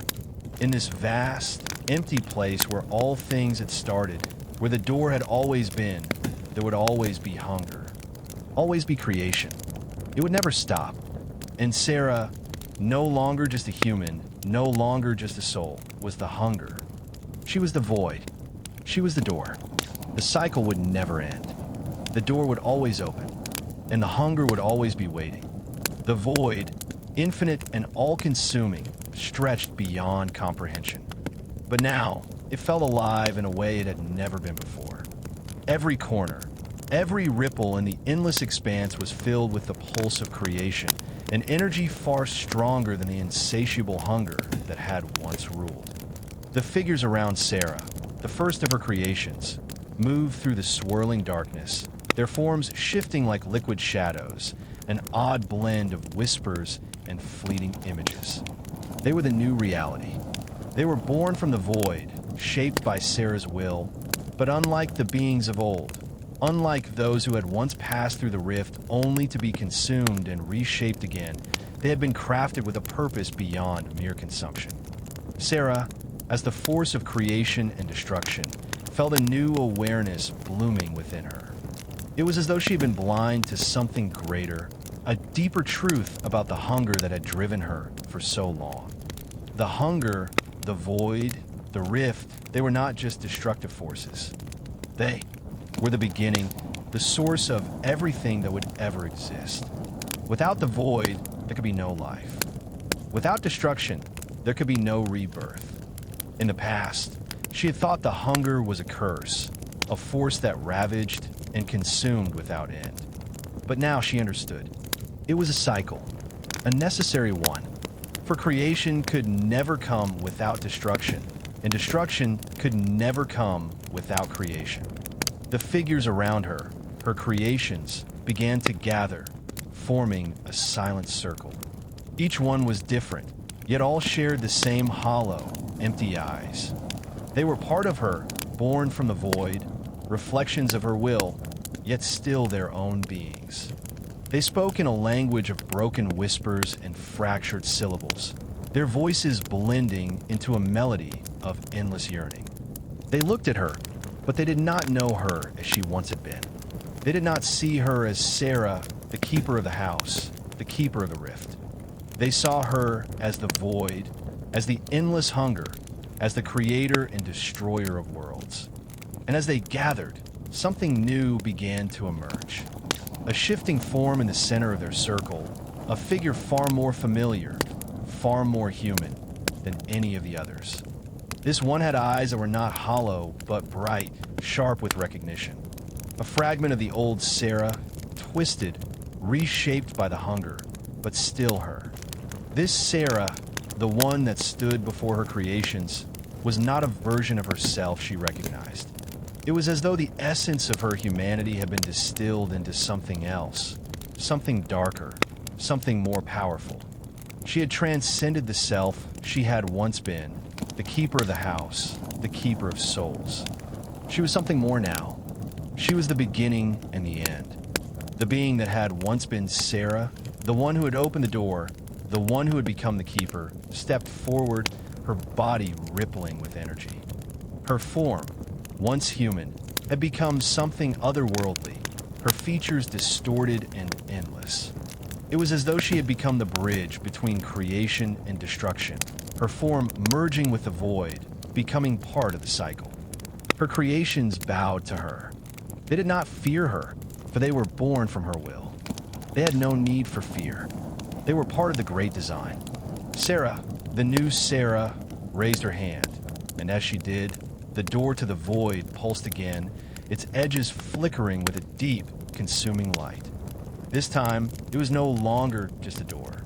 It was the gateway to everything, the beginning of every cycle, the ultimate source of all things, life, death, creation, destruction.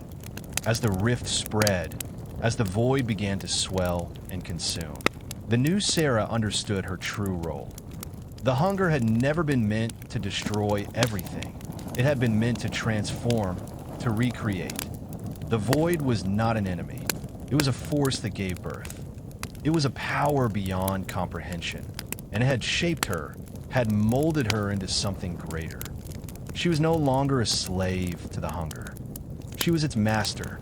The rift opened wider, the door now an infinite expanse that stretched across the dark void, holding it on itself and creating new layers of existence. Sarah, standing in the center of the infinite, extended her hand again.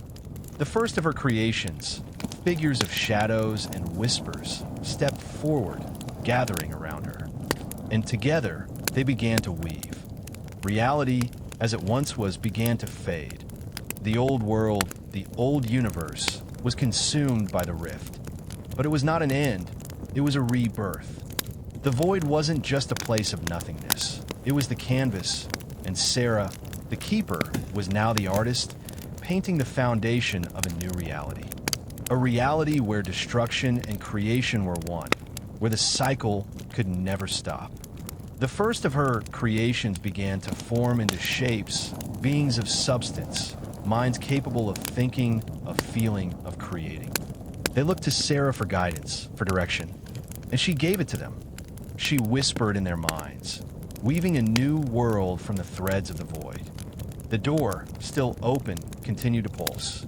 And as Sarah watched her creations rise, her form began to fade into the rift, her presence blending with the void itself. She was no longer just a being. She had become part of the cycle. She was both the creator and the creation, the hunger and the harmony. And as the new world took shape, one that existed between creation and destruction, the rift remained open as it had always been. The cycle would never end. For Sarah, the new Sarah, the door would always remain open, and the hunger would always be waiting. The rift stretched out infinitely, like the beating pulse of the universe itself.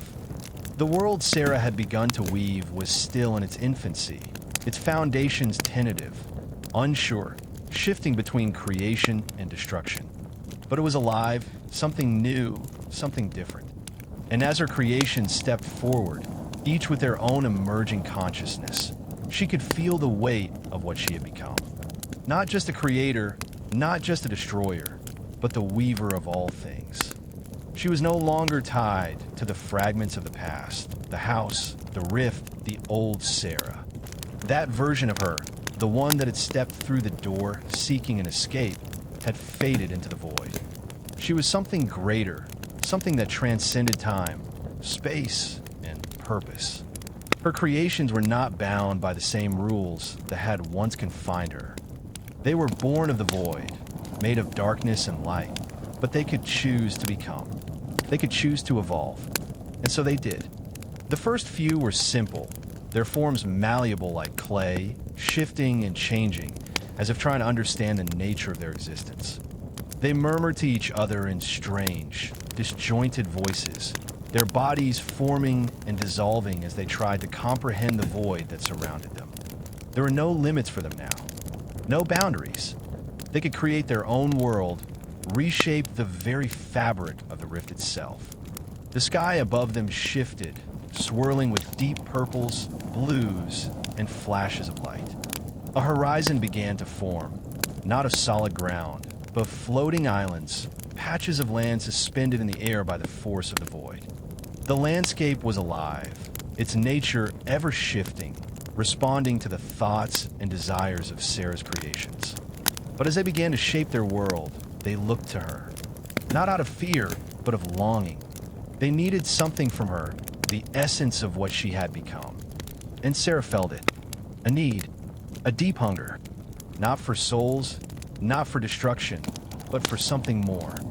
She could feel the potential for endless creation, but she knew that her creations, though born of the void, still lacked the spark, the driving force that had brought them to life.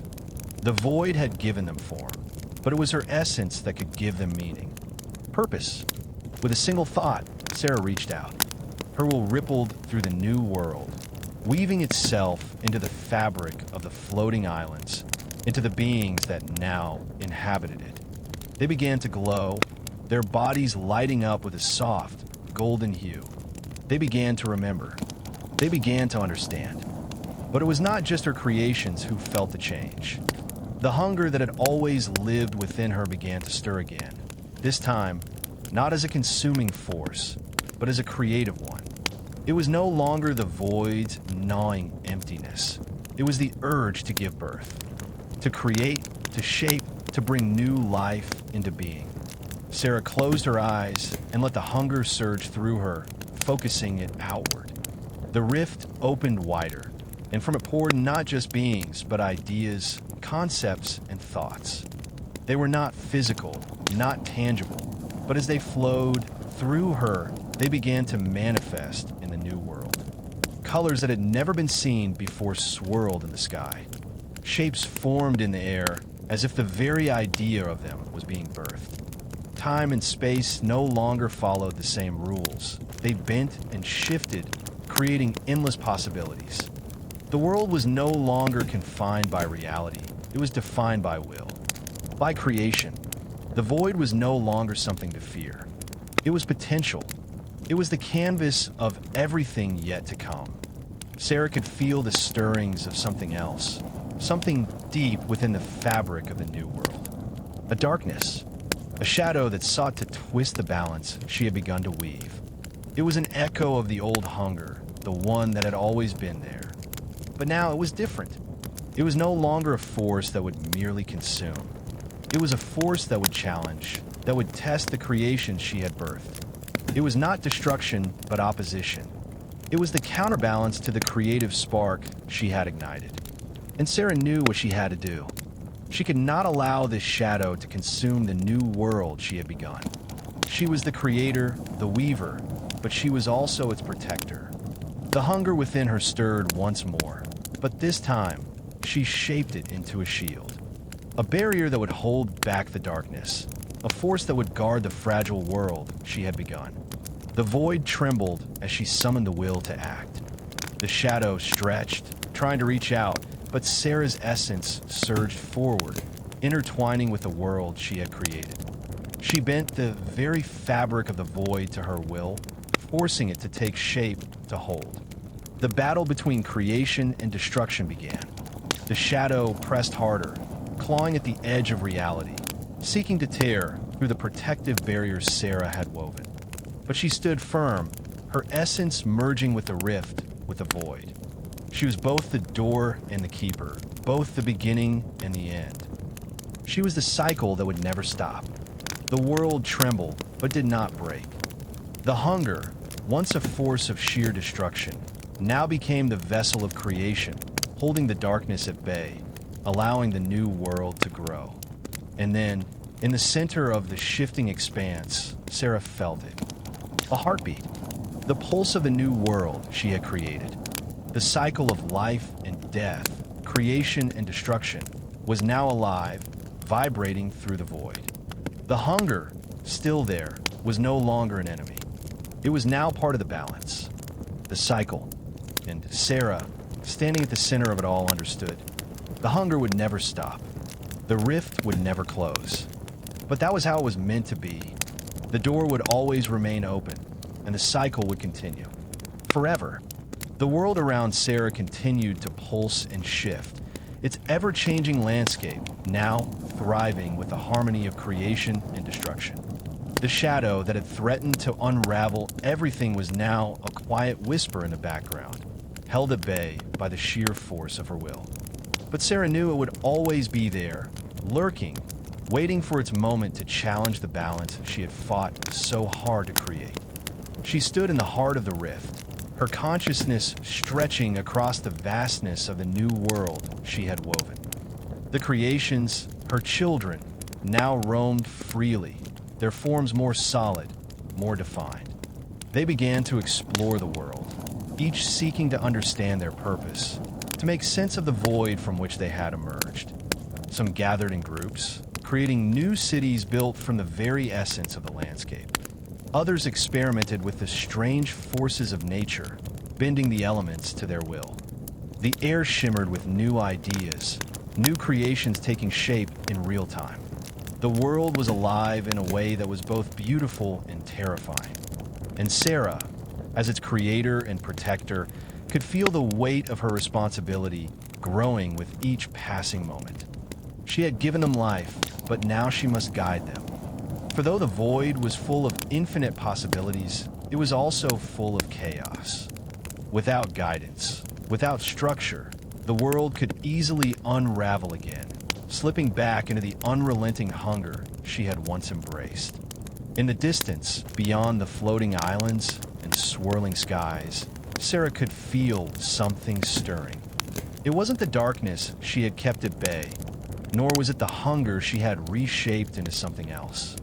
It was something different, a presence, faint at first, but unmistakable.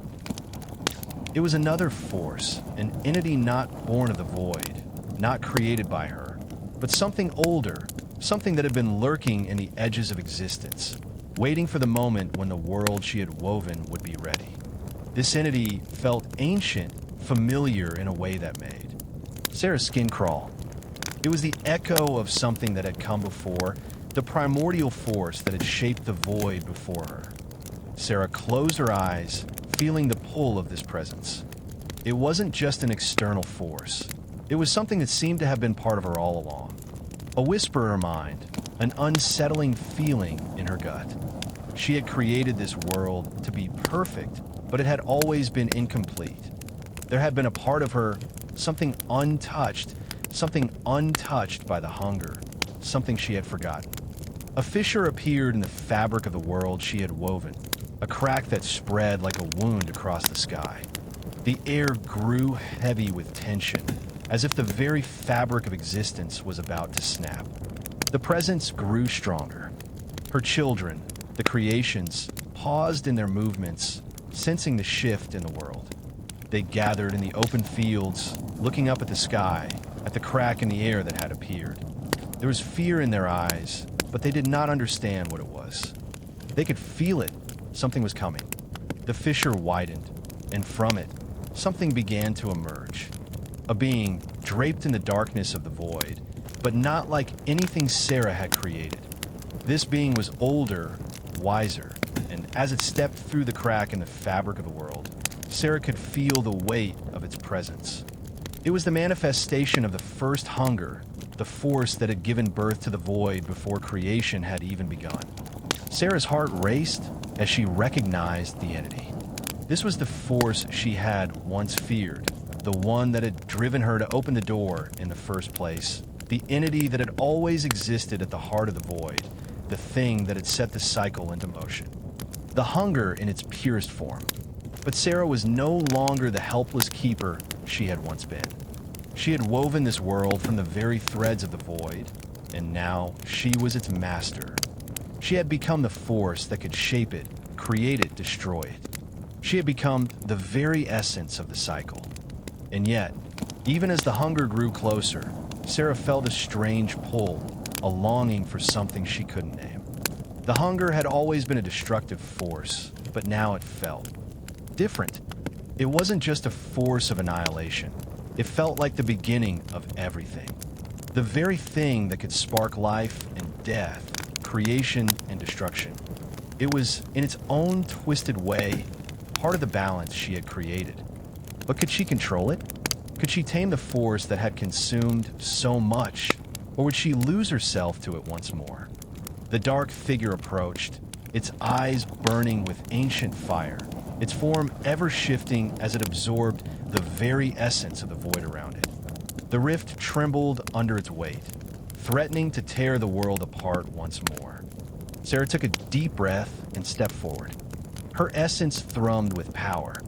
She was no longer a mere mortal. She was a force of nature. She had created this world, and she could shape its fate. But there was one thing she had to do first. She had to confront the hunger, face it, and understand it. With a flick of her hand, the rift widened, and the hunger poured into the world like a tidal wave. The ground beneath Sarah's feet cracked and splintered, but she stood firm, her eyes locked with the entity's burning gaze. The hunger whispered, its voice like the scraping of stone. "You are the architect of this world, aren't you? The keeper of the void. But do you understand the cost of creation?" Sarah met its gaze, her voice steady. "I understand the cost, but this world is mine. I have shaped it, I have given it life, and I will protect it." The hunger smiled, a twisted grin stretching across its formless face. "Protect it? Can you protect something that is nothing but a flicker of light in the darkness? Can you protect creation from the very thing that gave it life?" For the first time since her transformation, Sarah felt a flicker of doubt. The hunger was right. It was part of the void, part of the very force that had created the universe she now ruled. Without it, creation would not exist. It was the source of all things. But she also knew something that the hunger did not. She was no longer afraid of it. She reached out with her hand, her will crashing into the hunger like a wave. The void roared around them, but Sarah stood unshaken, her power surging through her like an unstoppable tide. "You are not my enemy," she said, her voice cold and commanding. "You are simply a part of the cycle, and I will shape it, not you." With that, the hunger hesitated, its form flickering. It realized, too late, that it had underestimated Sarah. The cycle had changed, and Sarah had become its master. The hunger, though ancient and vast, began to falter under Sarah's will. It writhed, its form warping as if the very essence of the void could not contain its existence in the face of her power. The darkness that had once felt endless now felt small, contained. Sarah extended her hand, her fingers weaving through the fabric of the rift, her thoughts and intentions pulling at the edges of creation. The world around her shifted, bending to her will. She had become the weaver of fate, the creator and the protector, the balance. And she understood something now that she had never fully grasped before. The hunger was not a force to be destroyed, nor was it a force to be embraced completely. It was simply part of the cycle, as much a part of existence as light and shadow, life and death. Without it, there could be no creation. But creation could not survive on destruction alone. Her creations, the beings she had given life to, stood in silence, watching the struggle unfold before them. They, too, were born of the void, but they had grown under Sarah's guidance, learning the delicate art of creation. They understood the balance now. The hunger was necessary, but it was no longer their master. It was a tool, a means to an end, not the end itself. The shadowy form of the hunger stretched and twisted, its tendrils reaching out as if trying to consume the very space around it. But Sarah held firm. She pulled, reshaping it, refashioning the very core of the void it was born from.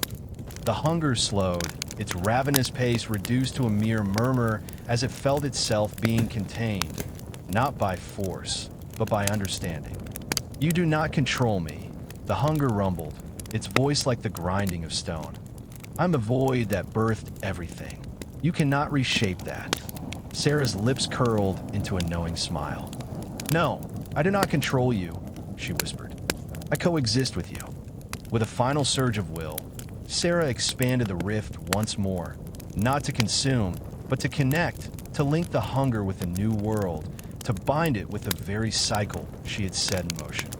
The dark figure trembled as it realized what she was doing. It was being woven into the fabric of existence itself, not as a destructive force, but as a partner in the cycle of creation. The hunger, still present but no longer overwhelming, began to fade into the background of the world. No longer the master, but a companion, existing in tandem with Sarah's creations. There would be destruction, but it would never be the end. It would always give way to rebirth. And through it all, the cycle would persist, never stagnant, never broken. Sarah stood at the center of it all, her heart beating in tune with the pulse of the new world she had forged. She was the keeper, but now she was something more, the architect of reality, the weaver of balance. She was the force that bridged the divide between creation and destruction. Her creations moved around her, their forms shifting as they learned to live in harmony with the void, with the hunger that had once consumed everything in its path. Some sought knowledge, others created new forms of life, and some embraced the chaos, shaping it into something beautiful. There was no longer fear of the void. It was now a canvas for endless possibilities. In time, the world flourished. New realms were born, some dark, others vibrant with life. The hunger pulsed quietly beneath it all, a constant reminder of the delicate balance Sarah had forged. There was still tension, but it was no longer an overwhelming force. It was a part of the dance. And Sarah, as the keeper of the cycle, watched it all unfold. But in the deepest corners of the void, something stirred. A ripple, subtle at first, as though the hunger itself was awakening in a new way. Sarah could feel it, just beneath the surface, a deeper layer of darkness, waiting for the moment when it might rise once again. She felt the familiar pull of that ancient force, but now, rather than fear, she understood. The hunger would always return. It was inevitable, and when it did, she would be ready. For now, though, Sarah allowed herself a rare moment of peace. The world she had created, the delicate balance between creation and destruction, was alive, vibrant, pulsing, thriving. It was a reflection of her own journey, a reminder that nothing truly ends, but rather transforms. Life, death, creation, destruction, all intertwined in the eternal cycle. The hunger, now quiet, was a part of that cycle. And Sarah, standing at the heart of it all, was the eternal keeper, the weaver of worlds, the force that shaped the void into something more. And in the quiet, she knew the door would always remain open, but it would never again be a place of fear. It would be a doorway to possibility, the eternal threshold between beginning and end, life and death, creation and destruction. And Sarah, forever bound to the cycle, would stand at the edge of it, ready to guide the world through each turn, each shift, each rebirth. The hunger would always be there, but she had learned its true nature. It was not an enemy. It was the beginning, and it was never ending. As Sarah stood at the heart of the world she had woven, she felt the weight of time pressing on her, a quiet understanding that, no matter how she shaped this reality, the cycle would never truly end. The hunger would always return, the void would always beckon, and she would always be there, standing at the threshold of creation and destruction, guiding it through its endless dance. The world around her, her creations, had flourished. But with their growth, she began to notice a subtle shift. The creations, her children, were changing. They were becoming more than mere reflections of the world they had been born from. They were evolving beyond what she had intended. At first, it was small, a flicker of curiosity, an occasional spark of creativity that she had not yet birthed into the world. They had begun to reach beyond her guidance, creating their own visions, their own worlds, shaping their own realities. It was a beautiful, chaotic process, like a garden growing wild with unpruned branches. But soon, this unchecked creation began to spread, weaving new realities within the fabric of the original. These worlds, these new layers of existence, were born of the void, but they had begun to reject the cycle. They were filled with things Sarah had not intended, creations of darker desires, twisted forms, and ideations that seemed to echo the hunger itself. Her creations had grown beyond her, unbound, wild, and restless. And as they grew, so too did the shadow. The presence she had felt earlier, the deep-rooted hunger of the void, began to stir once more. But this time, it wasn't just a whisper. It was a call, a deep, resonating beckoning that filled the rift and stretched out into the world Sarah had formed. The void was waking up. She could feel it within the layers of her creations, those strange, new worlds they had woven. They were like cancerous growths, feeding on the very fabric she had shaped, threatening to unravel the delicate balance she had fought so hard to maintain. Her children's creations were dangerous now, born of the void, yes, but tainted by it. They lacked the cycle she had carefully constructed.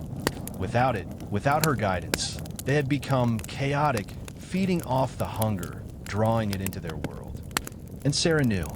She had to act before the hunger consumed everything. She could feel the presence growing stronger. The hunger had sensed the unbalanced creations and was drawn to them like a moth to flame. The worlds her children had created were unraveling, becoming dark echoes of what they had once been. The hunger would feast on this chaos. It was a destructive force, yes, but it was also the beginning. It was always meant to consume, to return the world to its primal form. It was part of the cycle, yes, but not this. Not like this. Sarah could no longer stand by as a passive creator. She had been the keeper, the protector, but now she must become the destroyer, the force that would reset everything. The hunger, the void, it all had to be reined in, bound once more to the cycle she had created. The sky above her rippled as she reached deep into the fabric of reality. She stretched herself, weaving the strands of time, bending the threads of creation and destruction, pulling at the very essence of what had come before. The hunger clawed at her, but she would not let it consume her. She was the cycle, and she had to make the choice. The ripples of the rift intensified as Sarah wove herself into the center of the worlds her creations had made. She could feel the pull of those worlds, their chaotic energy tugging at her. It was almost as if she were being torn apart, her essence splintering into countless pieces. But she refused to let go. She held on, her will stronger than the void, stronger than the hunger. And then, with a final, resolute movement, she reached out. She grasped the worlds, pulling them back, drawing them into herself. One by one, the fractured realities folded in on themselves, consumed by the hunger she had once embraced, but now reclaimed by her. The darkness roared as it sought to overwhelm her, but Sarah stood firm. She was the cycle. She was creation. She was destruction. And as the void began to recede, the worlds her children had created disintegrated into light, the hunger once more sealed within the very fabric of the rift. And then it was silent. Sarah stood alone, the rift behind her now calm, the world she had made whole again, though it felt different. She was different. Her creations, the children she had given life to, had been absorbed into the cycle. They would return when the time was right, reborn in the endless rhythm of existence. But now, for the first time, Sarah was truly alone in her creation. The hunger had been sealed, but so too had the wild, untamed forces that had once given her world its spark. She felt something shift within her, a strange emptiness, a quiet yearning for something more. The hunger had been a part of her, yes, but she had grown beyond it. She had created something that could live without it. But now, there was no more struggle, no more dance between creation and destruction. There was only the quiet of a world that had come full circle. The door, the rift, was still open. It always would be. Sarah took a deep breath, feeling the pulse of the universe, the eternal beat of life and death. The hunger, though quiet for now, would return. It always would. But Sarah was ready. She was the cycle, and it would never end.